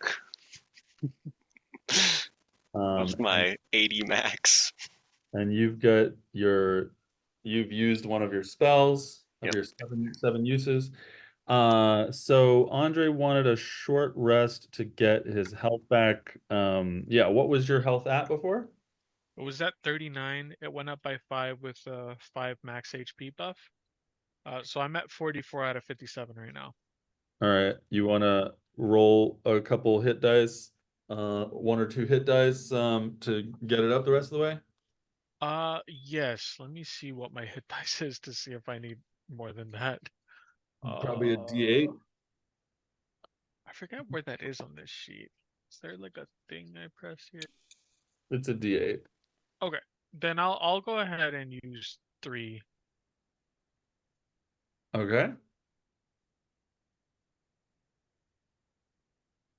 So that's 12, and then I add my con mod to that, right? Yeah. 3 times 6, 18. Okay. So you're at full. Yay. Time for me to drown. Not take a single point of damage, but just drown. If since I will flavor the spell if you do not, if as I cast it, is I will take the piece of, since the spell component is a tiny strip of white cloth, I will take piece of the torn shirt and I will give it a little wave in front of me and then toss it and have all 3 of them within my sight. And as it gets releases from my hand, you would see blood shoot from her wrist, and as it hits all 3 of them, it just turns into energy that gives them more health. Spider-Man blood shooting. Sick. You know, Silith, a couple of days ago, this would have really shocked me, but I think I'm starting to get the rhythm of all this craziness. So Yes, well, Everybody, roll perception, please. Before anything, can I sacrifice my 2 packed magic spell slots to gain back 2 sorcery points? Sure. Roll perception, please. Cool. 2 packed magic. Okay. good rolls. 16, 20, 21, 17. All right. You 16. Okay, all right. Everybody roll initiative. ah! I think this kobold is evil. I think it's the kobold. Initiative. But that's a negative. It's a negative for you? Mm-hmm. I didn't know you Ah, can't I got a 0. initiative. I miss being a barbarian and having advantage on initiative. I really do. Oh, a 0. And having health. Yeah, you could have negative on initiative. You have a negative dex. I got a negative dex because it just makes sense. Fair enough. All right, everybody, tell me what you rolled one at a time. Miki, what'd you roll? I rolled a 15 for initiative. Okay. Dice, what'd you roll? I rolled 22. Good for you, Dice. Sarah, what'd you roll? 17. 17. There she is. All right. Andre, what'd you roll? 5. Celeste rolled a 0. Mm-hmm. Means you can't fight. Bye, guys. I'm just gonna sit this one out. And, yeah, Santi is too big to fit on the boat's deck without taking up tons of space that other people that people would need. So he is inside of the cabin on the boat right Cool. now. So you guys are scanning through the fog looking for dragons. Your little kobold friend is scanning through the fog looking for dragons. And because you're so damn perceptive, you see on either side of the boat something that looks like purple mist, purple fog, but kind of sort of in a humanoid shape.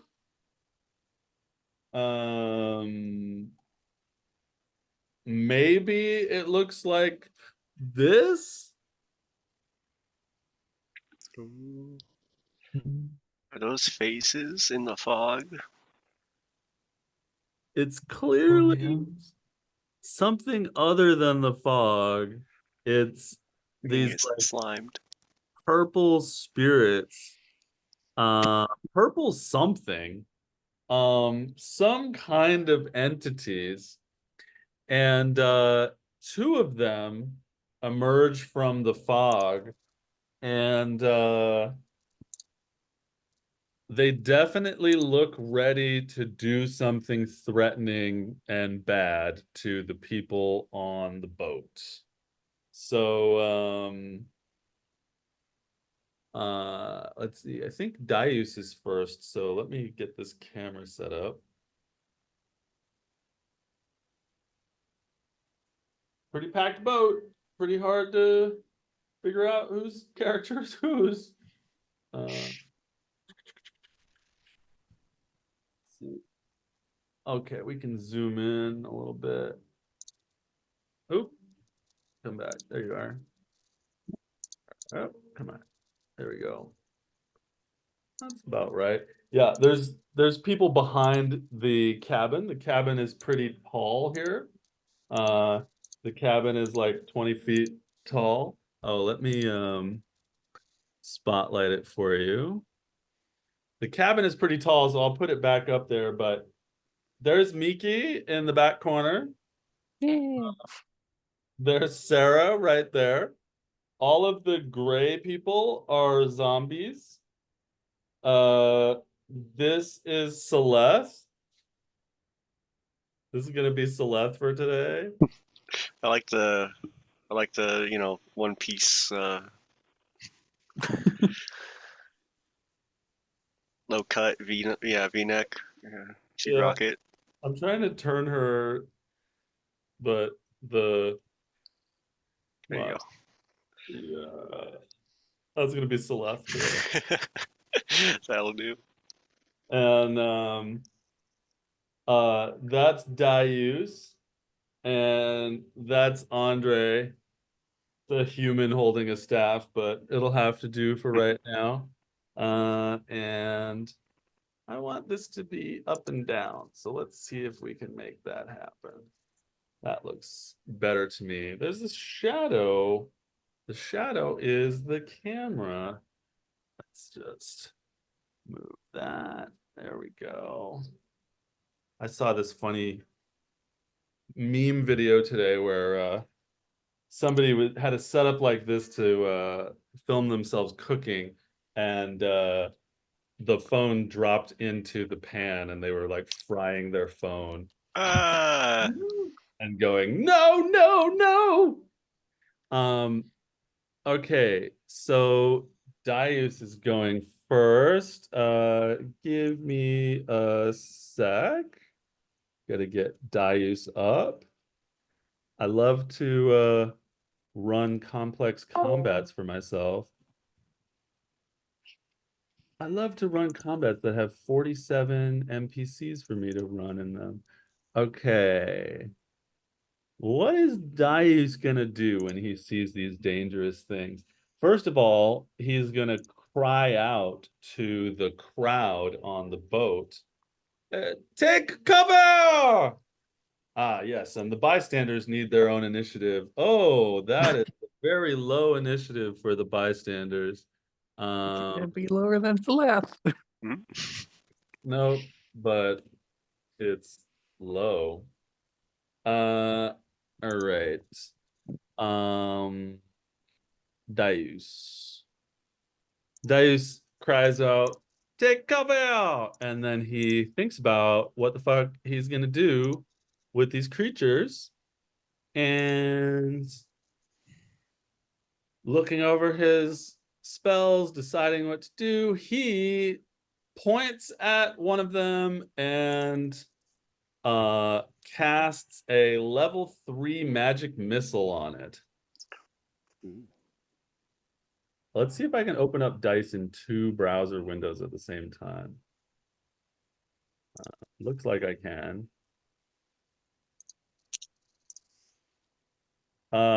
He does 16 damage, supposedly, to this pink creature. And he yells out, what are these things? And he just steps a little bit closer. You know what? He steps up on the thick edge of the boat to get a better aim at the creature. Under his feet, the lake water continues to rush by. If he were to fall off the side of the boat, he would surely be lost in the gray waters. All right. Next up is Sarah. Sarah, 'tis your turn. You are here, and your zombies are 1, 2, 3, 4, 5. Okay. Bonus action, I will command my zombies to attempt to kill the purple things.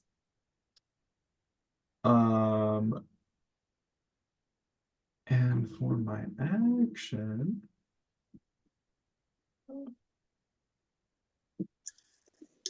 I am going to can I roll a little? I have a spell scroll of gust of wind. Do I feel like this might destroy one of these creatures if I gust of wind them? What do you want to roll, inside or Yeah, like an insight or arcana. arcana? Sure. Just Roll it up. just a little gimmick. You don't know. Cool. I'm gonna do the exact same thing Dice did, except at a slightly lower level because I want to conserve spell slots. I'm gonna do a second level magic missile. Roll it up. Which one are you hitting? The same one Dice hit. All right.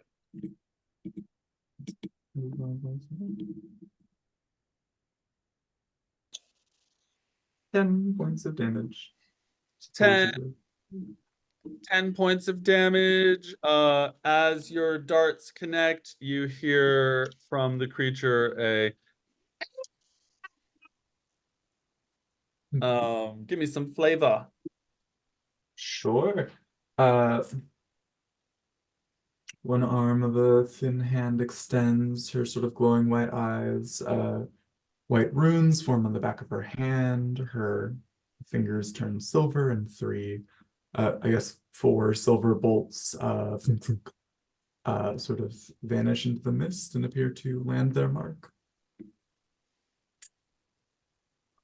Do my zombies attack? They will. I'm just putting on music that I actually want to hear. I'm changing the battle music to something that doesn't bore me.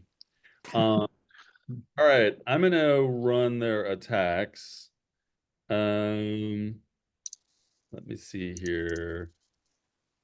Okay, we got these are zombies. Okay, Dacian is ranged, and Pont Noir has a short bow that is 0 to hit. And the rest of them have war hammers. So if I were really mean, I would make them jump into the lake and die because you just told them to attack the creatures. I said kill them. That's right. You told them to kill them. So being stupid zombies with very low intelligence, they would could jump into you know what? I'm gonna roll for it. No. Uh Zombies have an intelligence modifier of -4. If So they fail and we capsize at some point, I'm gonna resurrect these fucking pilgrims. uh so let's see. Three of them are melee, so I'm gonna roll for the 3 melee, and if I get a 2 on any of them or below, a 2 or a 1, they're gonna jump in the water and die. Lucky you. They did not. So let's see. Your melee zombies get up here on the edge, and one of them pushes over a lady on the way over there. And they ready in action because they're so smart. They ready in action to swing at the creature if it gets near them. And these two 1, 2, 3, 4, 5. Oh yeah, these two have ranged. So let's just say they're focusing fire. These these ranged people also get on there. Let's hope the boat doesn't rock and knock them into the ocean. I mean the lake. Let's see. The one that has +0 to hit shoots the short bow and gets a natural 1. And then Dacian, the magical zombie, sends a bolt of necrotic energy at the spirit, flashing green, and it shoots wide, like 20 feet wide, totally missing. And that's the zombies' turns. Miki, it's your turn. All right. Is there a place on this boat that I can get within 30 feet of both of them? Well, that's a great question. 1, 2, 3, 4. 1, 2, 1, 2, 3, 4, 5. Yeah, totally. All right, yeah, then I would like to attempt to move through that spot. You I know I'm probably climbing over a cabin or something. you climb up the cabin, 15 feet of climbing is difficult terrain, so that's all your movement to get up to the top of the cabin. So you, let's see, 5, 10, 15, 20. Yeah, you're still within 30 feet of both of them there. Cool. You Okay. get on the cabin where you can see both of them, and what are you gonna do? I am going to twin spell at 3rd level a witch bolt at both of them. A witch bolt. A witch bolt. Okay, I'm gonna need 2 to hit rolls, please. All right. That's to left one, a 19. And Okay, that hits. and then to right one, a 25. Okay, those both hit. Go ahead and roll damage. Why don't you roll it twice? One for the first 312. and one for the second. It's a D12. All right. Left one. That's 15 thunder damage. Okay. Are you sure it's not lightning damage? It is probably lightning damage. Yes, that's lightning. My bad. 15 for one and 19 to the other. Yes, 15 on left, 19 on the right one. All right, one sec. The one on the right looks pretty fucked up. If a gaseous pink creature could look fucked up, its form is somewhat dissipating, and there is something connecting you to both creatures. Would you like to give me some descriptions on that? Yeah, so essentially, Miki, as soon as she gets done climbing, she takes both her hands and kind of just swipes them across her neck. And there's like some sort of autumn leaves starting to kind of charge up on her hands, and she kind of just shoots both of them out to both of them. And it's just a stream of like continuous swirling autumn leaves with a little bit of a sparking electricity in the mix. All right. Sexy stuff. You hear screams from both ends of the boat as the two pink creatures start experiencing pain. And uh anything else for your turn? That'll be it for right now. All right. It is the turn of the creatures. Let's see.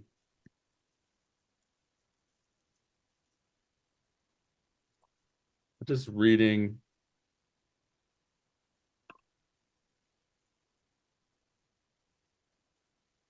Wow.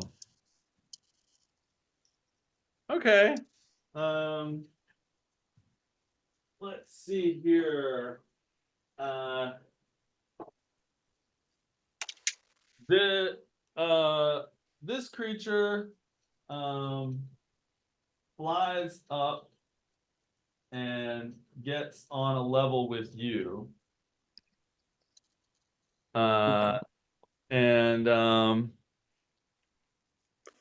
it gets above you and breathes a cone of something down on you. Make a wisdom save, please, Miki. Oh, okay. Okay. That is a straight roll for me.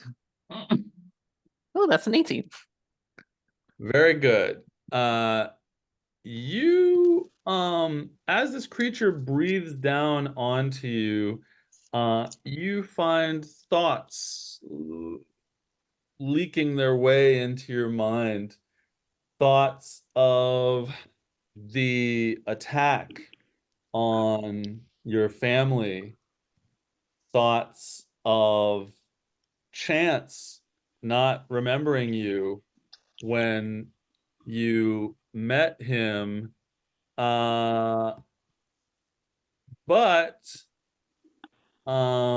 you are able to shake the thoughts out of your head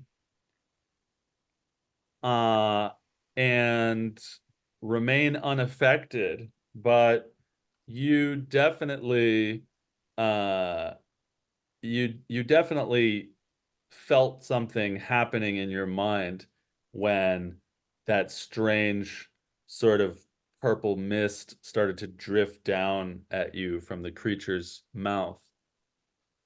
Seeing that you avoided being affected, the creature spits at you. A bright blue spit flying down out of the sky at you. And it misses, landing next to you, splashing on the roof of the cabin before it dissipates as if it were never there. And now we've got the other creature's turn. That creature steps, floats over here a little bit. Actually, seeing the zombies brandishing their weapons and waiting for it, that creature floats upward as well, and angles itself so that it can breathe down a cone onto all the zombies and Celeste. And all the zombies and Celeste and those people on the deck will need to make an intelligence save. Oh, I'm rolling for the 3 zombies. They all fail. I fail. You fail. And then I've got 3 bystanders. Intelligence? One person passes, and it's the bystander that's prone. Yep. Intelligence is a save. And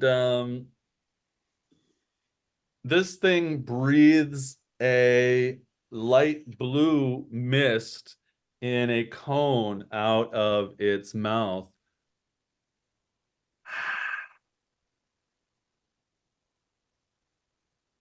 And it drifts down on all of you. It feels like daggers and needles in your brain. Celeste, you feel like your cortex is being ripped the way you rip your own skin. You see and experience memories of people in your family telling you that you are a disgrace, and you take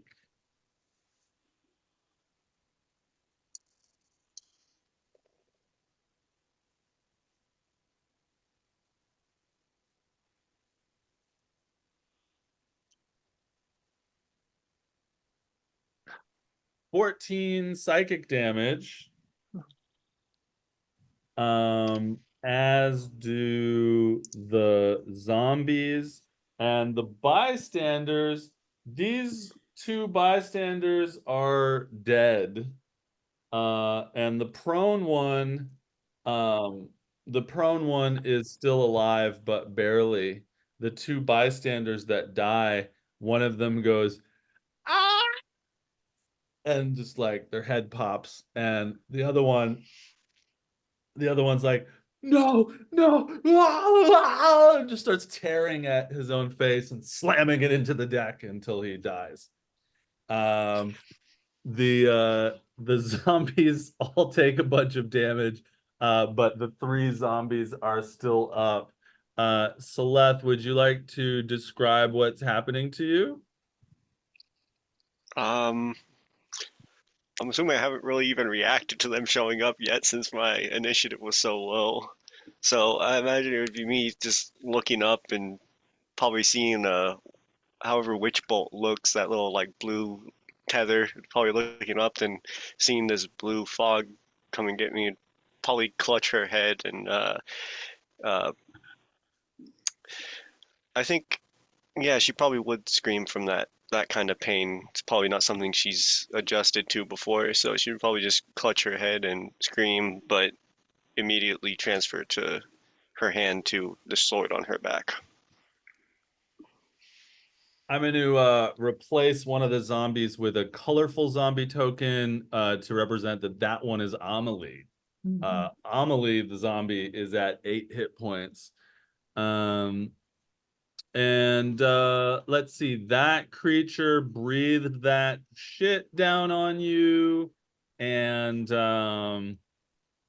it spits at the one surviving bystander with blue spit and the spit lands on the surviving bystander's face and just runs into their eye sockets, and you see the person just like ah, and their fucking head spurts and they die. So the bystanders are muck ducked, and those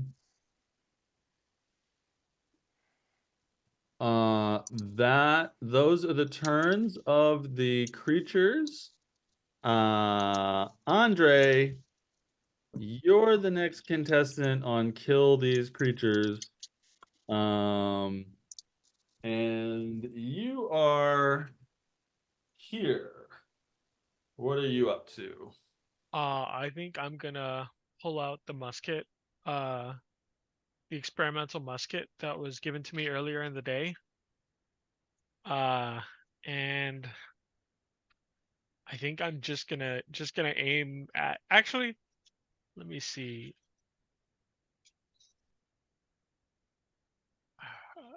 Yeah, I think I'm just gonna aim from where I am and just try and hit the one closest to me and Celeste. All right. Roll the hit, please. All right. That's 19. Okay, that does something extra. And it's a 24 to hit. Yeah, but rolling a flat 19 gets you on a 19. Musket does 4d4 base damage plus dex mod. So right. roll that. And then my dex mod is 1.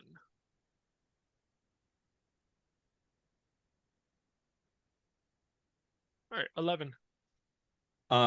Yeah, your bullets tear through this spirit.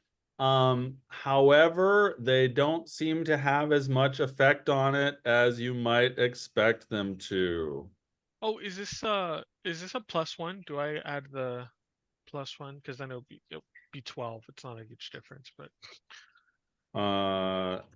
It's this is a non-magical weapon that does 1d12 plus dex mod damage. If you roll a 19, it does 4d4 plus dex mod damage. got it. You take a shot with your action. Bonus action? I don't have one right now, I don't think. Yeah, nothing that I could really do in this moment. Any further descriptions? I think Andre sees this floating cloud of faces and goes, "Man, I was just getting excited about the tower. I kind of forgot it." And then he just takes the shot. And that's it.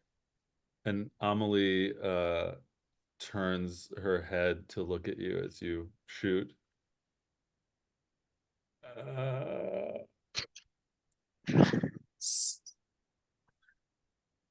And I think we'll finally have, oh wait, no. It's the bystander's turn. This person is like, no, my mother, and like runs over here and is tending to the dead person. Other people scream, these people back here scream and run inside the cabin. They run inside the cabin looking for help. Little kobold comes out and is like, I'll try to help you. I will help. this one runs over here and is like, no, Sarah, I'll always love you. And like cradling the head of one of the dead people, not CERA, but SARA. And this one runs inside. This one is, oops. This one is really curious about the spirits, so climbs up on top of the cabin to see what's going on. So those are the bystander turns. And Celeste, you are finally up. It's actually Toth top of the round. I just had the surprise condition. Mm. That's all.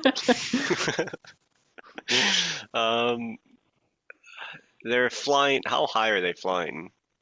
This one is about 15 feet up. Okay, so Of the, definitely can't reach it. Yeah. Well, that's really unfortunate. Due to As, my entirely melee build. yep. You know, such is life. Well, I guess reaching for the sword initially. I'll have to not do that and instead reach down and pull out the knockback pistol that I am sure to miss with. And I suppose I will move. I'll move closer to it at least. So, what was that? To that little corner right there. One more? Do you want to get on the boat wall or No, just right there. okay? Um, and I will looking up at it. I will try to shoot it with my big bonus of 2 to hit. All right, roll the hit. Natural 20. Hey! Ooh, That'll be 2d8. -1. 2d8 minus 1. The Come creature on, Matt. fails. Nice. 4 damage on a crit. The creature fails its strength save and gets pushed back 5 feet by the bullets. And you are welcome to add some flavor. Uh, having not really used a firearm before, I think Celeste would be like, just kind of like point as she shoots, just and pull the trigger. And it just happens to line up perfect to get a nice solid shot that does 2 damage. Point and click. Yep. And then I don't know how to reload it, so in the pocket it goes. Uh, I guess bonus action. I will No, I don't want to use that. That's it. That's my turn. All right. At the top of the round, another creature emerges from the mist. Another purple death bringer. What are these things? That's what Darius cries out when he sees it appear. What are these things? And he actually rolls a history check, but he rolls really low. So then he thinks about what the hell he's gonna do. He says to himself, do I really just want to cast magic missile? It is so boring. There must be something more fun to cast on these creatures. But I don't know what their vulnerabilities and resistances are. What should I do? And then he uses another level 3 spell slot to cast a level 3 magic missile on the one in the bottom right-hand corner. He says loudly, magic missile never misses. He does 15 damage to the one in the southeast corner, and it dies. You see the dark black skin and white hair of Darius as he extends his hands, and light blue darts shoot out of his fingertips, 5 of them. They zip around the boat like hornet nest bullets and zip right into the purple creature. Each one of the darts tears a chunk off of it until it becomes a mist and completely disperses. And Darius calls out, "So they are not invulnerable after all! Ha ha! What the hell are they?" And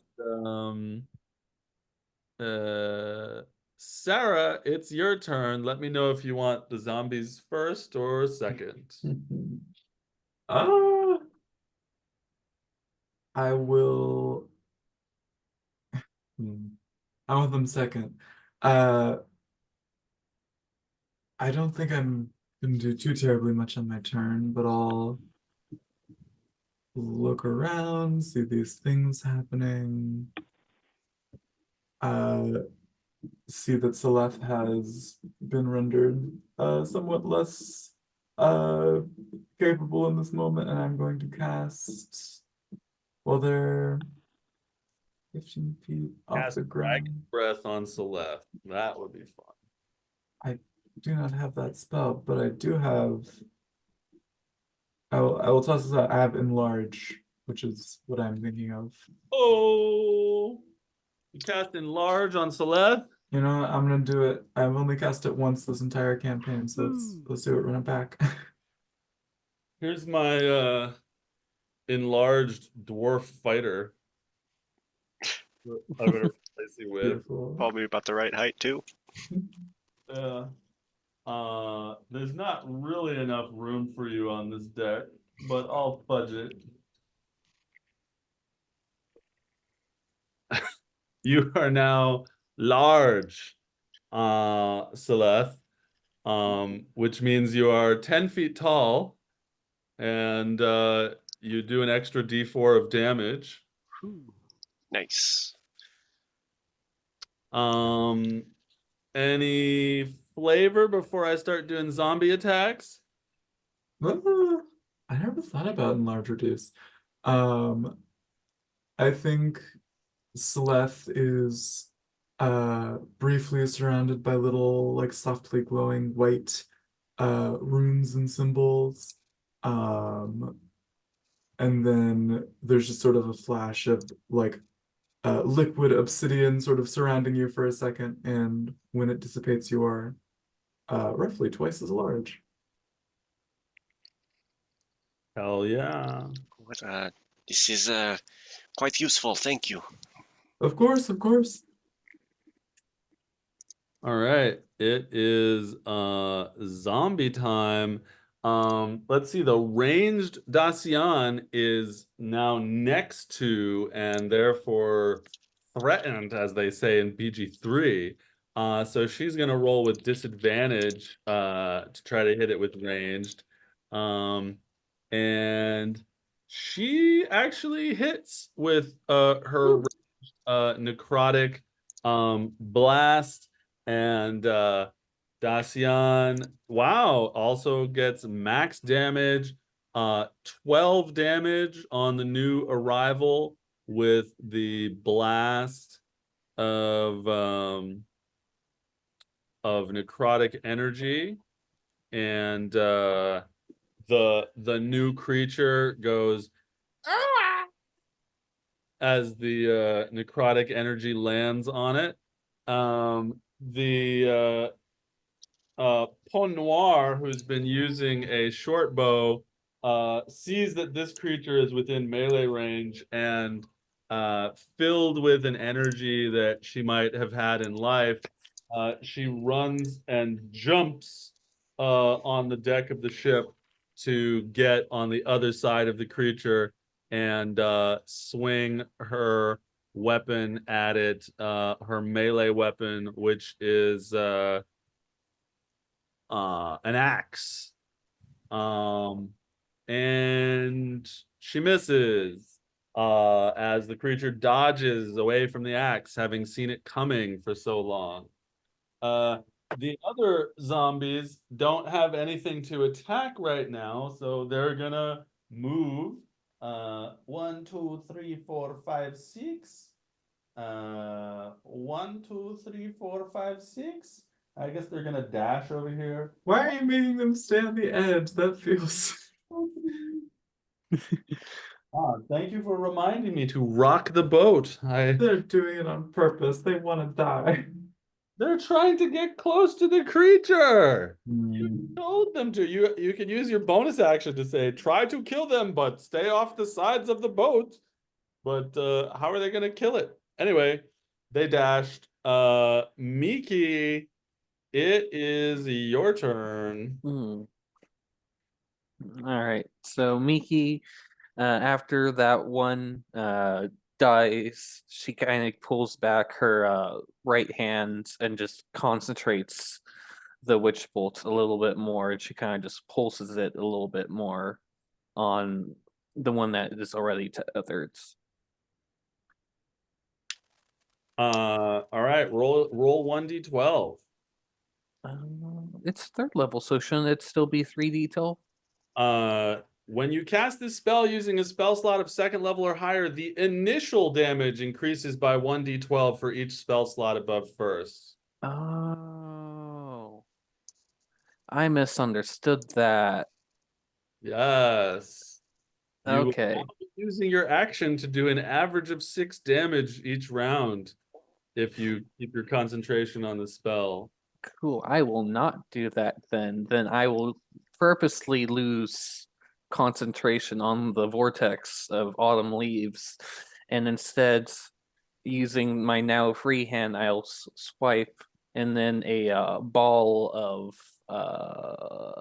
let's go with frost damage just starts to condense, and I'm going to cast a first level chromatic orb at the top left one.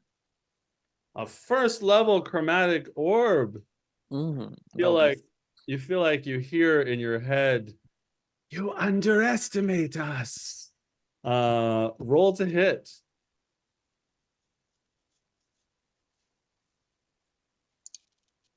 That's a That's 23. okay. Roll damage.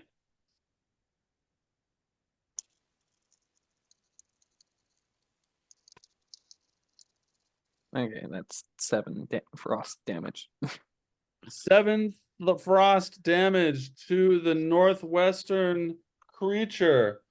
It takes the frost damage and it grins at you, looking forward to its turn. That's it. That'll be my turn. All right, now it is the creature's turns. The creature in the bottom left-hand corner floats up slightly and then breathes down on the 2 zombies and our friend, Sarah Crash. It's not enough to get out of melee range, so it doesn't provoke opportunity attacks from the zombies. But it's enough to get that sweet angle that it's looking for. So make an intelligence save, please. Sarah.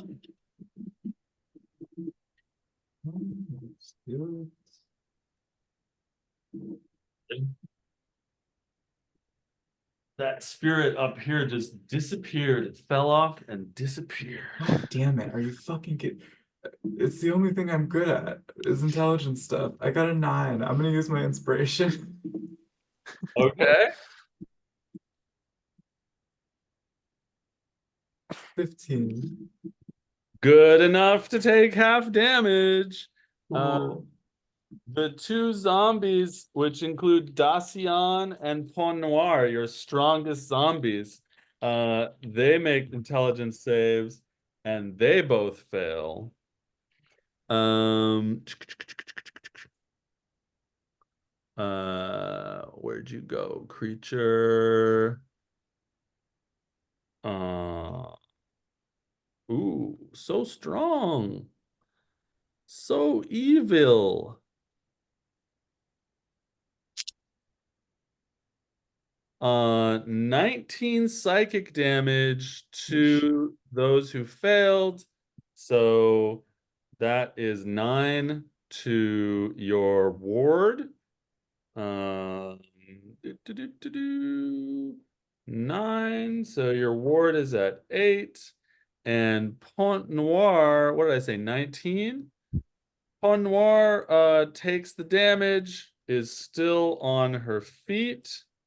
And And the other one is Dacian. Dacian is a very hardy zombie, being the leader of the gnomes. So she also takes that psychic damage and stays on her feet, not dead. The floating creature spits down onto you, Sarah, with blue acidic spit of some sort. And that is a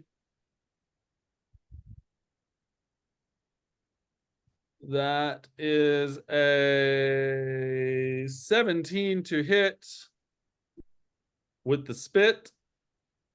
So you take it. You're AC 14. With shield, can I? You may. I shall. Okay. Make a concentration save for your enlarge reduce Oh, after right. the intelligence damage. Yes. This one. +2. Lucky.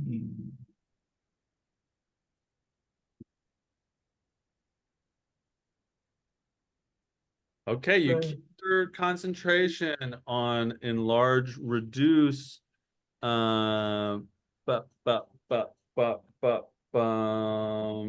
One second. Uh,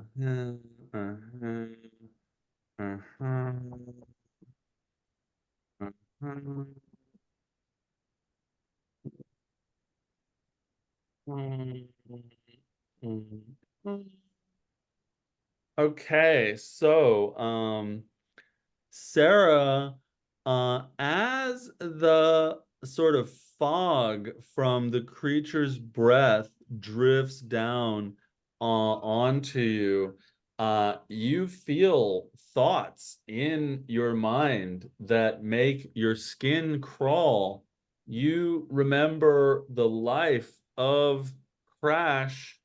You remember a jail cell, a guard, male guard human walking by, sneering at you in your cell, uh, looking at you in a creepy way, moving to unlock the cell door. You recall your death by fireball, the queen's fireball scroll exploding her head, and your flesh being ripped from your body. You feel horrible. Any further flavor? Sure. For a brief moment, these thoughts and things flashing, her sort of strange glowing eyes just sort of dim and go inert, and sort of shuts down, but comes back to herself. And as this happens, Darius yells out, I know what they are! They are thoughts!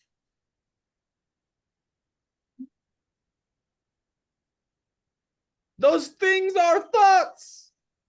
Explain. I do not know of their... Oh, wrong voice. I do not know of their personal life. I would not judge them so.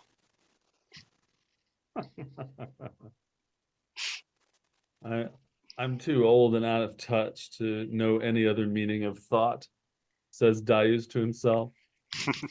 Um, let's see.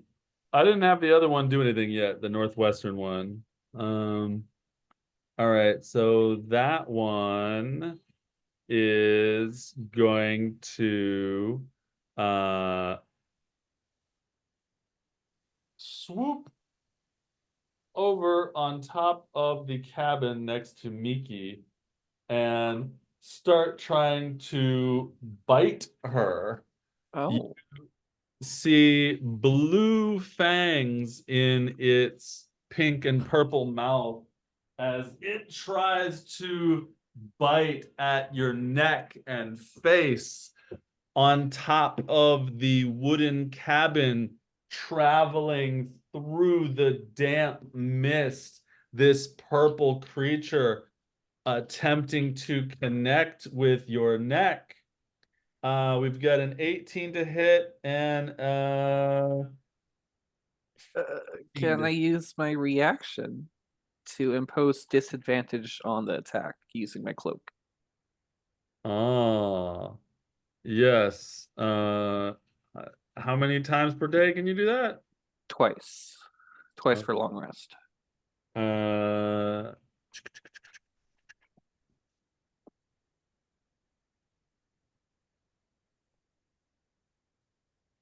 okay, rolling again. That is a miss. Cool.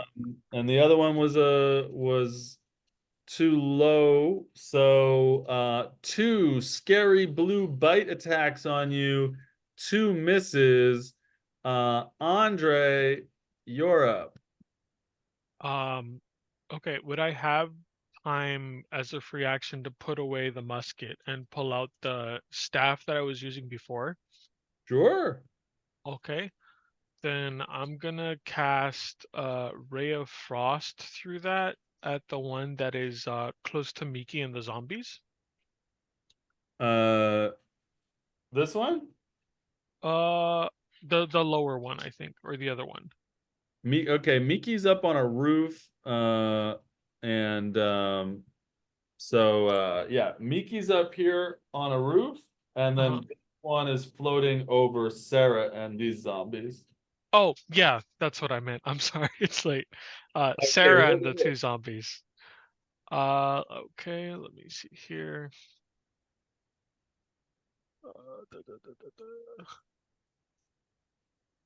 Okay, that is a 19 plus 8.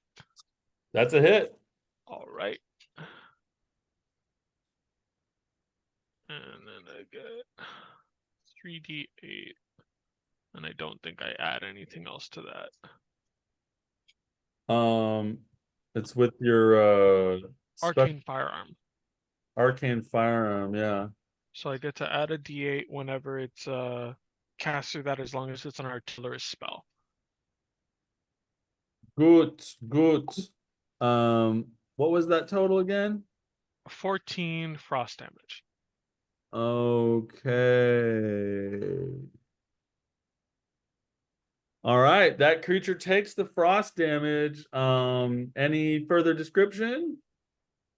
I think Andre, after using the experimental musket, he kind of he's excited to have used it, but he's almost like, but it's not the old bread and butter. So he puts it away, and he quickly gets his staff off of his back, and he kind of he pulls some levers, and then kind of adjusts the sights, and then he gives it like a rough smack on the stock, and then it shoots out the like a frozen piece of ice out the tip, and that hits and smacks the cloud and kind of shatters upon impact.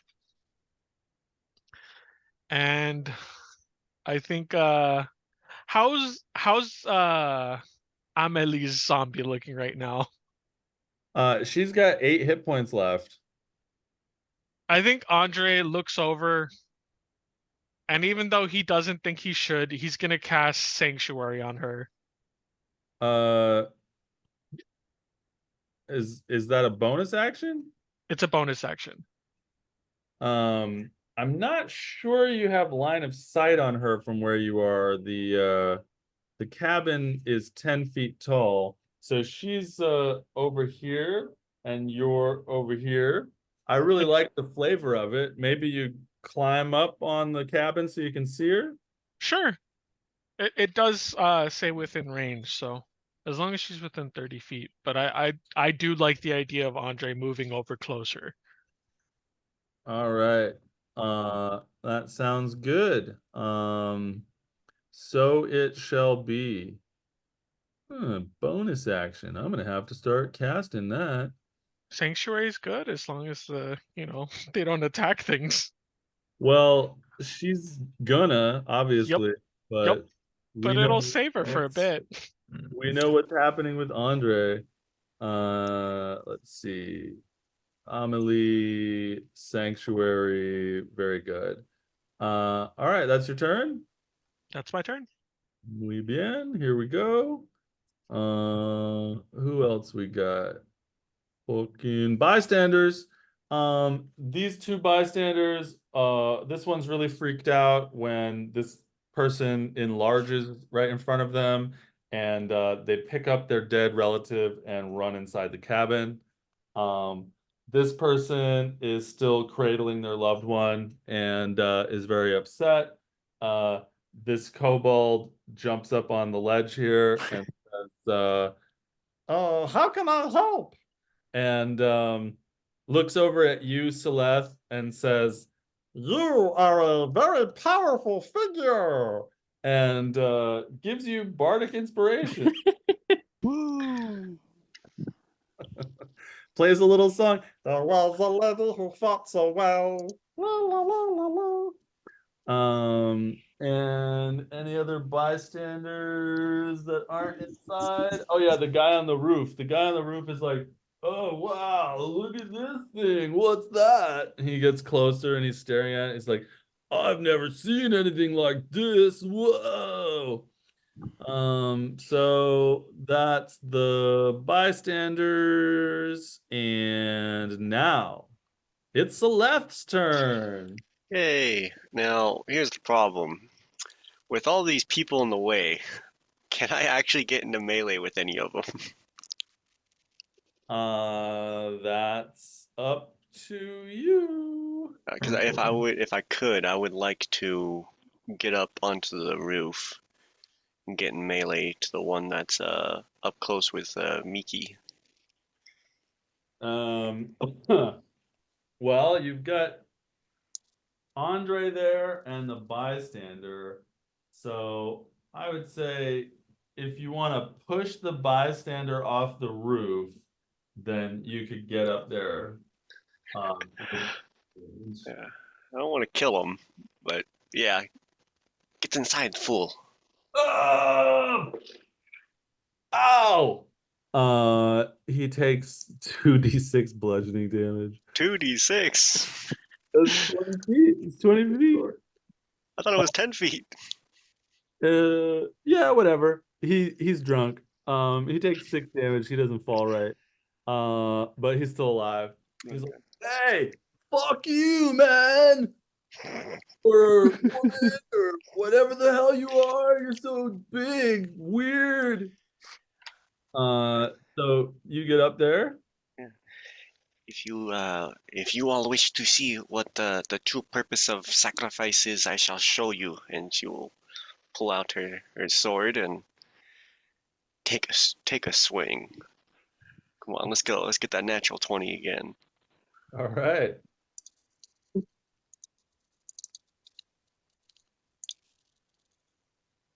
18. That hits. Cool. So you're gonna add a 2d6. D4, Yes. add a D4 to your weapon damage. Ooh, 17.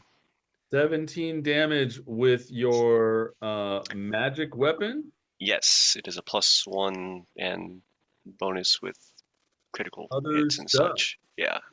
17 on that one. Yes. All right. It looks pretty hurt, mildly dissipated. It turns and looks at you with great anger. A purple face in the mist, staring at this now massive Celeste, and the face just goes, And I will do one more attack because I could do that with a melee weapon. make it happen. Extra attack works with ranged weapons too. It does, but it's a weapon with the loading property. Bah, what kind of DM do you think I am? Still, she doesn't know how to use it. Excuse me, any sneeze. Oh, excuse me. Eve, you got my message about spell components last night? Hmm? Can I Yes. can I use that bardic inspiration, or is it too late? You can roll a d8 if you want. Come on, big 8. Yeah. 14. You still miss. The Okay. creature after turning to you and doing the thing with its creepy hands and face is now very aware of you and I dodging. will bonus action, instant replay. I will use that spell from Okay. Balbus. Great. So that is 5 hit points from me. And it lets me redo an attack. Yep, go ahead. So you go down to 75 and you've got 5 spell uses left. And what do you roll? That should put me at 51. Uh-huh. 51. What did you take damage? Oh yeah, from the thing. Okay, so you Yes. go down to 51. Yeah, and then I also cast Aid before, so 51 out of 80. yes. Yep. All And right. I'll remake my attack. Come on, big money. 22. That is a hit. All right, and I will put another. Well, I'll do torment to do an extra 10 necrotic, and that will put me at 40 to what's math? 46. All right. Plus do 3 plus. Okay. 25. 25. So let's see. So you take 5 more, going to what was it? 46? 46. And you deal 25 with the torment. And it's not dead yet. Wait, that one is dead. Give me some death flavor and description, please. Then I don't lose that 5 hit points and I stay at 51. I will say first attack, as I'm trying to show the bystanders what it means to actually sacrifice something for a purpose. I will slice through it, and as the second attack comes up, I guess just the nature of the spell, it would look like it's about to miss, and then you just see a sudden like teleport back to where I was before, and I'll redirect it upwards to hit the cloud's face, and that familiar negative energy would burst forth as blood splatters from her eyes. And she takes the damage. Damn. It's got blood shooting out of every hole. Shooting out her. Sorry, I didn't realize what I was saying. All right, so Celeste is taking him down. You hear your lizard cheering for you from inside the cabin. And that's your turn, yeah? All right. It's Darius's turn. He says, they are thoughts, clearly. They are thoughts made manifest. And he tries really hard to think of something creative to do with his spells. But what could he possibly do? Everything that he would think of to do would be, he wouldn't do it. He wouldn't do any of these things. No, he's just gonna level 1 silvery barbs this time. And oops.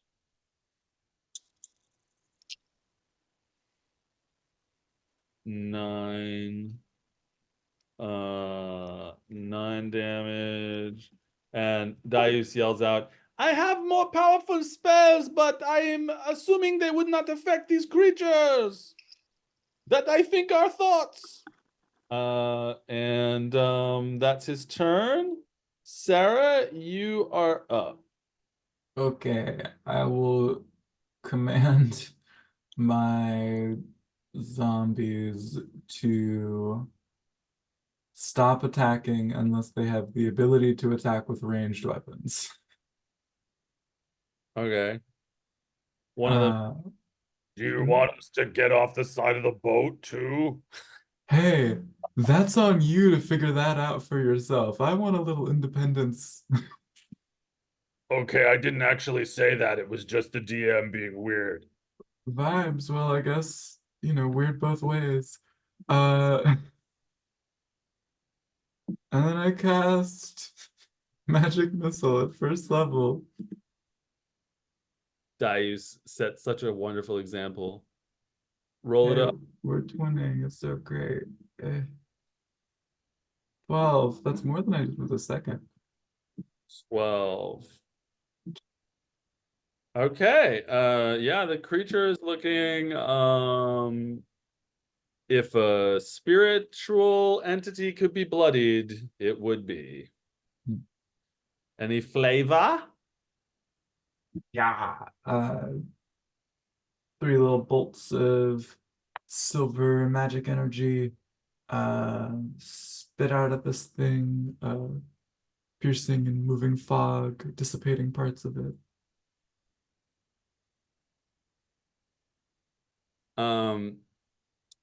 Dacian tries to shoot a necrotic bolt up at it and misses. Pon Noir shoots with her bow and arrow and actually hits it, but she has -2 to damage, so she does 2 total damage to it. And the rest of the zombies get off the side of the boat. They all just get off the side of the boat, and you feel like they just kind of intuited that you wanted them to or something. And yeah, so the short bow delivers 2 damage, but it doesn't do as much damage as one thinks it would. Wonder what that means. So it really only does 1 damage. And is that your turn? Mm-hmm. Miki, bring us home, Miki.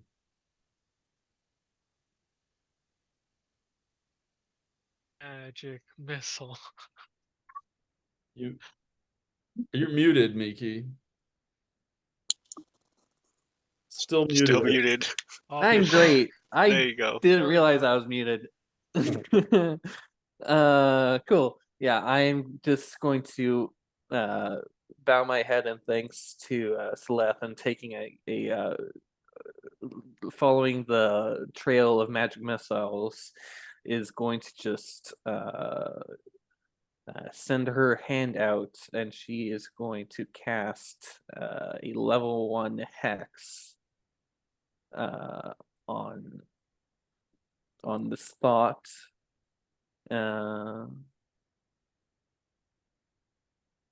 How would that look? It would appear that just all of a sudden, just like a little circle of like autumn leaves is just continuously falling on top of its head. Okay. And then I am going to shoot. I can't cast 2-leveled spells, correct? In No, one turn. Cool. you cannot do this. All right, then I'm just going to go with a little firebolt. Firebolt, roll to hit. 16. That is not a hit. Oh no! Yeah, it's my turn. Oh, I will make them hurt you on the turn. It is the turn of the creature. The creature, annoyed at the firebolt, floats over to Mickey. Let's see. What is this creature breathed that thing down on them? So can't do that to you. Could do that to you, but that's lame. So this one's just gonna come and try to bite you. Zip. Reaction to post disadvantage. Oh, both of your both of your uses of your special cloak. Okay. Let's see.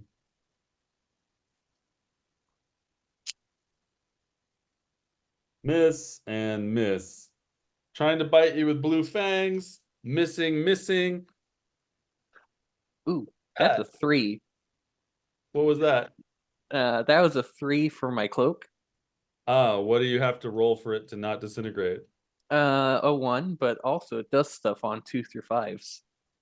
Oh, interesting. Who made that up? Jake. You did. I have to roll on the wild magic table. If you roll a 5 or below, roll on the wild magic table. Woo. Somebody tailored that item to your character. Somebody tried to create another way to because they always forget to make you roll on the wild magic table, just like all DMs do. It's such a fun subclass, and no DM remembers to make you roll on it. Or I think as it's written, it's kind of silly that you only. So you cast grease centered on yourself. That kind of sounds like you're pooping your pants to me. Maybe. Give me some kind of description on this. Yeah, so just as I go and grab my charger because my computer's about to die and I'm an idiot and forgot to grab my charger. Just as I swoosh the cloak, just kind of hiding behind it a little bit, just a little surge of wild magic kind of happens, and just all of a sudden, just from the cloak itself, is just going to appear just a little wave of oil, greasy oil, just spurting on top of myself and all over the floor. Gross. Okay, it's a 10-foot square, so that also hits Andre and the big lady. You guys made me eat. All 3 of you make a dex save, please. Hold Again, on. Miki's No. spell. I will use my reaction to give a +4 to Silith because Thank you.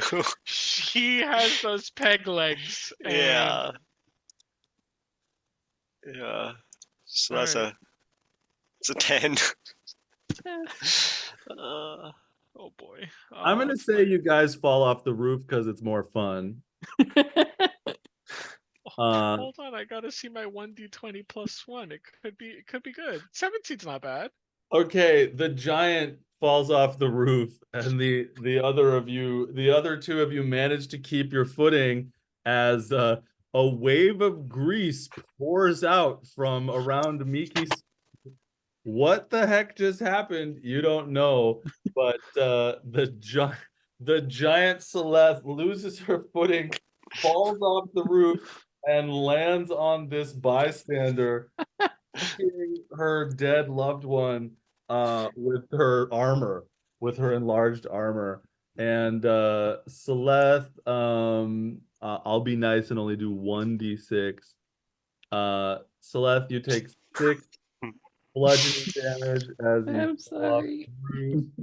the roof. And you kill that person's beloved dead person who's already dead, and that person's like, no, I wanted it to be an open casket. Where they had no head. Yeah, they have no head. Yeah, Andre, you keep your footing up there. From the roof, I yell, "Mending can fix that." Mending can fix it all. Well, that cloak led to an interesting scenario. Let's see. That was the bad guy's turn. Andre, it's your turn. Oh yeah, let's not forget your 1 level of 1 D&D exhaustion that should be -1. You're right. You're right. I'm gonna walk up to the cloud. And I'm gonna try shocking grasp on it. A creature that enters the area or ends its turn there. Okay, so you will probably have a dex save at the end of your turn. Roll to hit. Okay, so normally it's a +8, but I have a -1, so it's a +7. That is a 14. Does that hit? It does not hit. Yeah, your electric hand goes through the pink without being able to connect and shock. I think there's a moment where Andre walks over and he's like, be gone, and slams his staff, and it just kind of it wobbles when he didn't think it would, and that's why he can't get the spell off.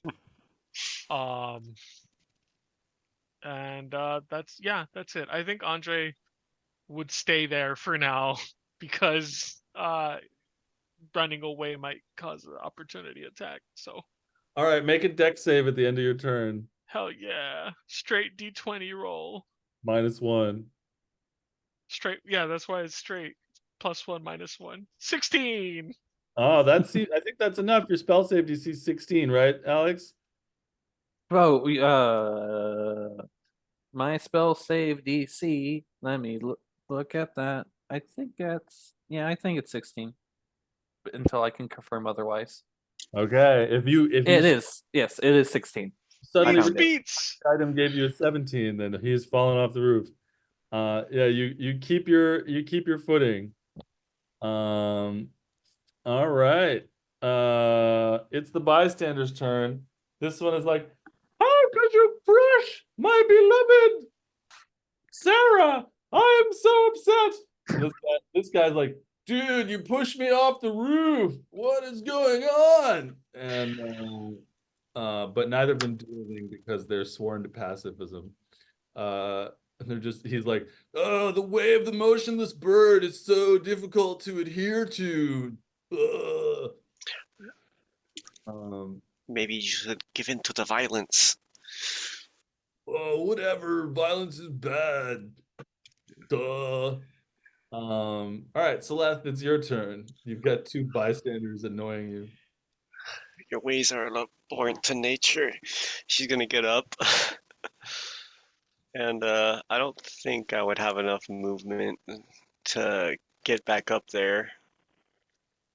So I'm going to guiding bolt. Yeah. I'm going to verbal and somatic. Yeah, I'm gonna cast guiding bolt on the pink Roll to hit. goo. And that will Kill put me the at 40 goo. hit points. Kill the goo. Yes, kill the goo. Roll to hit. Let me see. My +6. Okay. My kobold friend didn't do anything. What do you mean? He didn't give me another bardic inspiration. No. He's like, Wow, you guys are really powerful. Bad Alright. even violence. 24. you definitely hit. Roll damage. Sounds like it's gonna be a death blow to me. Roll. 46. Come on. Thanks. Oh my god, I hope you roll a get death blow. Oh wow, you're guiding bolt. Is that guiding bolt? I've heard of that spell. 13 radiant. Really cool. I love that. Oh, cool. 13. That was exactly what you needed to kill that monster. Woo! Can you describe it for me? Yes. These two imbeciles beside me annoying me. I shall get up and ignore them for the time being and deal with the present threat that will kill them should I not intervene. And I will. How do I want to flavor this? Instead of a bolt leaving my hand, I would like to think of it more as me pulling something towards me, like in reverse, almost, like Thor pulling his hammer to hit something. I would like to grab the air and pull it towards me, and I guess, ooh, I'm actually doing pretty. Yeah, that would put me at exactly half health. So I would say her arm is just completely just torn as this spell comes through and slays the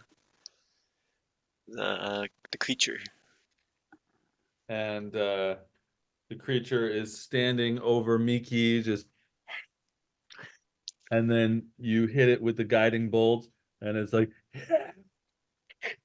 and it just dissipates into the mist. And that will take us out of combat. You find yourselves standing on the deck of the ship, still moving at the same speed that you were moving at, floating through the gray fog. And a cheer goes up. Uh, a cheer goes up for you around the ship, as you have removed these killer threats. Although a couple people are shaking their heads at you in disappointment for your using violence, and a couple people are weeping about their dead relatives.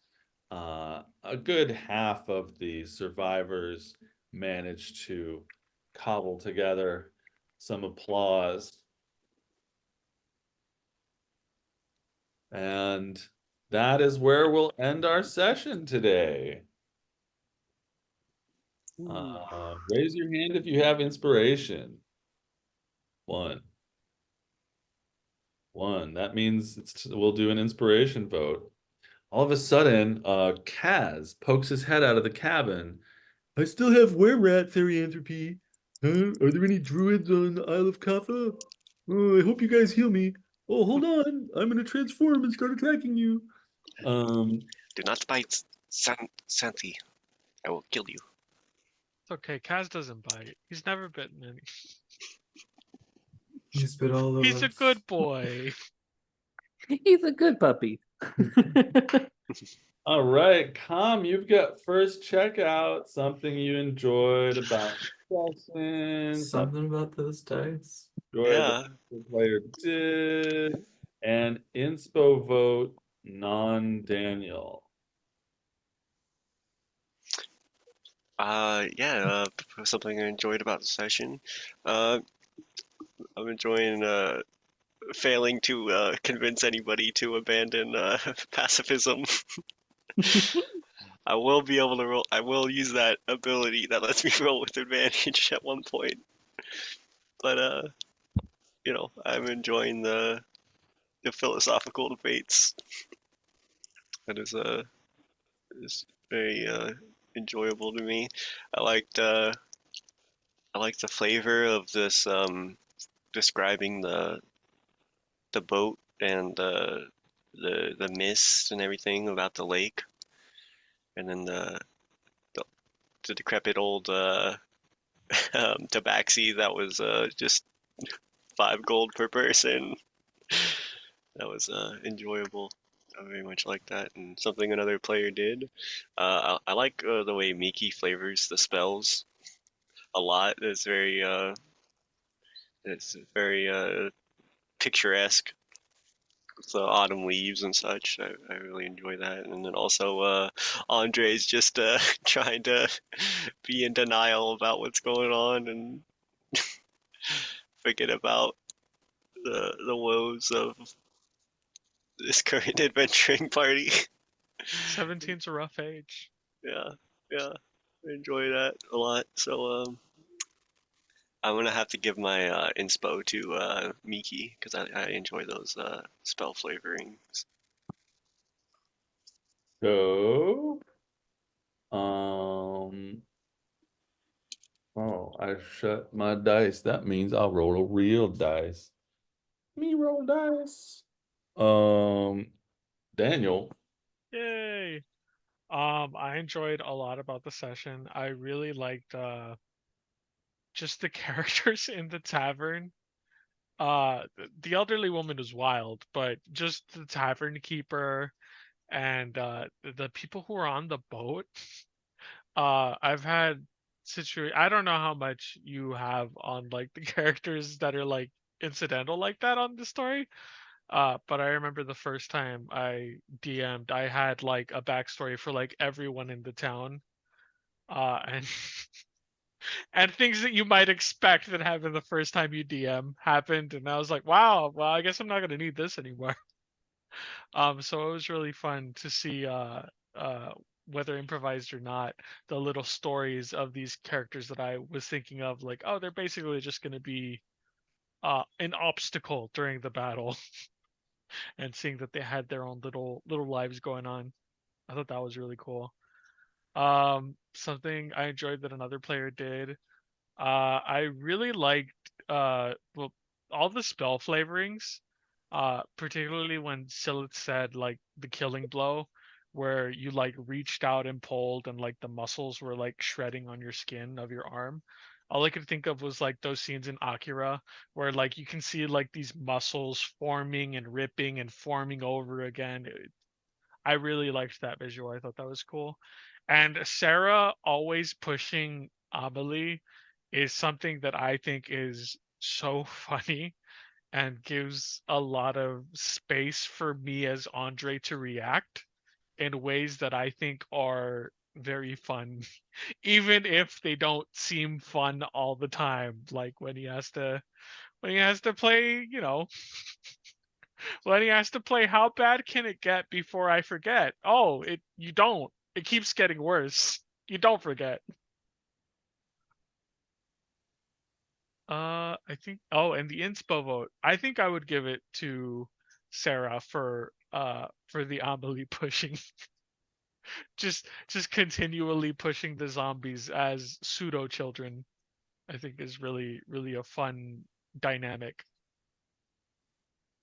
Nice. All right. Eve. Oh my. Yes, all the session was very enjoyable. I liked the conversations in the bar and watching Andre sort of spiral. Uh, you know, Crash Sarah is a pretty dark character, so it's weird to have these moments of levity with her, but I think it's fun and adds a lot of variety, and I like I like all of it. I like the horror comedy of it all. Um, Something I enjoyed that another player did. Every player did great this session. Oh, I'm tired. Uh, um, I enjoyed Celeste's combat descriptions. I thought uh, it was cool how you stabbed those smoke clouds. I enjoyed uh, Andre's aforementioned spiraling. I liked Miki reflecting on her thieving ways. I thought that was a funny moment when you were like, oh, maybe that impulse was bad and I shouldn't have listened to the literal 17-year-old in our group. um, I just want to add, I did like Miki trying to apologize to Andre for helping with the Amelie push, and Andre just that whole moment of Miki being like, "Oh, he doesn't know. Don't tell him. Don't let him know." I enjoyed it. Inspiration vote. I'm gonna give it to Celeste so that everyone has one. No, give it to who deserves it. Well, I think you deserve it for a plethora of reasons. I think I enjoyed your ideological conflicts. I enjoyed so many things, but also I think it's very funny that everyone gets 1 point. I like the Chaos theory. All right. Alex, you got the final blow. Yeah. Yeah, I very much liked all the NPCs this time around. I I liked the old lady just being just like, I'm gives me, and then just all right, and then just immediately, just as soon as we come back after like that scene, she's just right back to drinking. I loved that. I also especially loved the cute little kobold. I'm just like, I can't picture but anything but like a little puppy being just like, I want to sing about everything. It reminded me a little bit of Orion. Yeah, and I liked these little living thoughts. As we were fighting, I just named them blobs from my sheet, but that thoughts is a lot more descriptive, and I liked their effects of bringing back past traumas to deal psychic damage. I very much enjoyed that. Things other players did, I liked helping Sarah with pushing Amelie onto onto Andre. I love that little motherly aura of just like, you need to go get him. And just trying to help out her little zombies as much as she can. I very much enjoyed that. I liked seeing Andre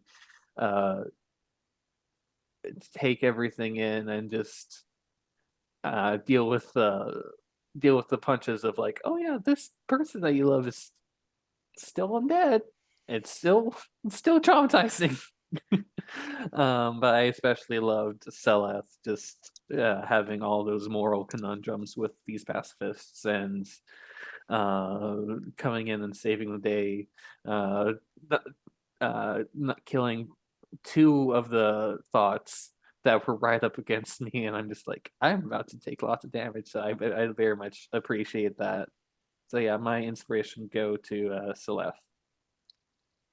Woo! Yay. Well, that means Celeste gets it. Ooh. Mark that on my sheet. Thank you very much. I appreciate it. Yay. Yeah, that was a fun session. You guys always doing what I least expect you to.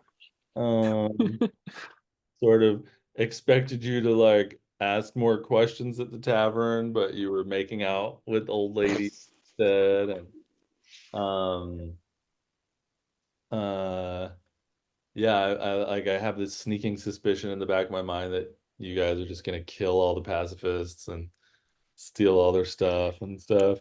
I'm just waiting for one of you to be like, you know what? Fuck these people, and killing them all. Andre had to spiral and crash because I need to rebuild him. He has to be better. I feel like either Celeste will convince one of them to leave the pacifist ways, or she's gonna piss one of them off enough to, to leave it. Hey, was- Sarah is looking at those innocents and their corpses. Maybe that'll do it. It was half a joke, but I think I've been thinking about it like the last session I was here. Andre is totally like on the spiral down that will eventually lead to the climbing back up to him getting one level in Paladin. Wow. Wow, one level in Paladin. Well, gotta build him one level at a time. Mhm. Yeah. Well, you guys are one of my very favorite groups to DM for, and I love all of your flavor and storytelling and description. And I always love playing with Daniel because he's got such clever little things that he adds to every situation. And always love all of Miki's descriptive flavor. And when you twin spelled Witch Bolt, I had to go look up what would happen. And I think it's worth it. I think it's worth it to third level cast Witch Bolt with a twin spell if you have both of them going, because then you're gonna do D12 damage, but it's gonna be to two separate enemies. But once it's stuck on one person, it's kind of not worth it to use your action to do 6 damage around. Yeah, I'm that's why I swapped. I'm in a play-by-post where somebody just opened up a battle with a level 3 Witch Bolt and they critted and did 50 damage. Jeez. And everyone was like, oh my God, holy shit. And then the next round they did 6 damage with their Witch Bolt. Ooh, womp. Womp. Womp womp. So Yeah, that was cool. Twin spell witch bolt is an interesting idea. I'm almost gonna play sorcerer, maybe. I really enjoyed you shitting grease all over the roof and Jesus. making Celeste lose her footing and fall off the roof and crush a dead person in front of their bereaved lover. Um, That was a chain of events. you know what? With my original group, there was a fun moment in this battle where the druid turned into a giant octopus, but didn't get off the boat, and the barbarian who couldn't get within melee range ran up the octopus's arm and jumped off of it towards the spirit, and uh, jumped off the cabin roof, off the octopus arm towards the creature and hit it. And that was a fun moment. And I was kind of expecting Celeste to like try to jump at the creatures at the beginning, but she went for that horrible fucking pistol. Yeah, It's a great pistol for others, but not for yeah. her. It wasn't until after I used it that I realized, wait a fucking second, I have guiding bolt. Uh, But you know what? I think was the most funny was that I told you a story about at the beginning of the session. I told you a story about railroading people into exploring the Abali forest for various reasons related to the fungus, and you guys just totally ignored the Abali forest and went right to the Tower of Contemplation, which I did not expect. We can I always go back. I thought you were gonna go get the fungus, and instead you just hopped right on the boat. So thank you for surprising me and making me pull up different notes. To be fair, I don't think Andre even knows who Greg is. That's true. Yeah, neither Yeah, do I. there's only 2/3 of us that know Is Greg. it just Miki and Kaz now? We carried the legacy. Oh, Yeah. Sarah too. Oh I wait, know, I was there. yeah, Sarah was. Yeah, Sarah was there. It was when Sarah was Sarah, not Crash. I do Everything also post wanna Queen s- was Sarah. I do want to say, Miki, I do love the descriptor of it was a chain of events because I feel like that is the perfect descriptor to this kind of campaign. They killed the queen, and maybe that's good for the country. We don't know yet, but then other stuff happened, and that was a chain of events. I can't believe we did the main quest first. Dias spoke to Andre in a moment where he was very much wanting an adult to set an example. And Andre was like, you know what? I've been doing it my own way and it's not been working out. I'll try it this way.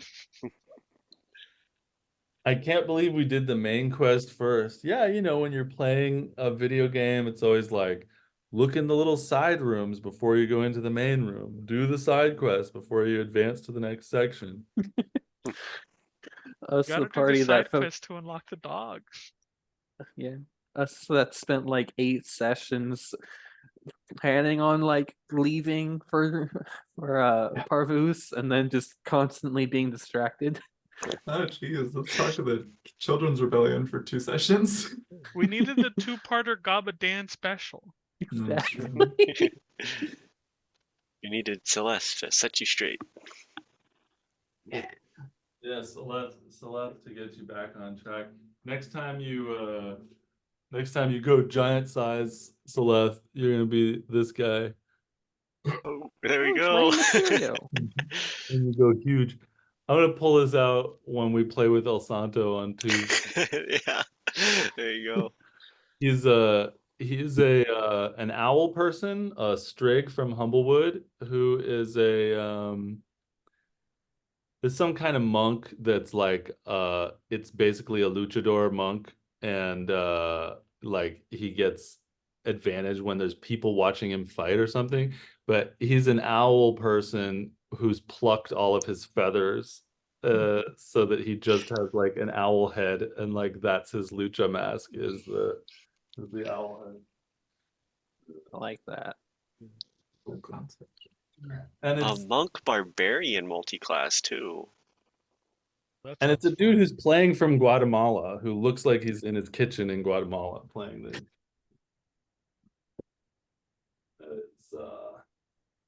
It's interesting and fun. All right, everybody. Well, I think that's the game. I think we're gonna see each other next Friday and play some games. Yeah, you probably don't need to know this yet, but June 7th, I'm gonna be in New York City. Friday, June 7th, I'm gonna be in New York City, and I'm not gonna be able to host from there. I'm not gonna be able to DM from there because I'm gonna be I'm on a business trip, so I can't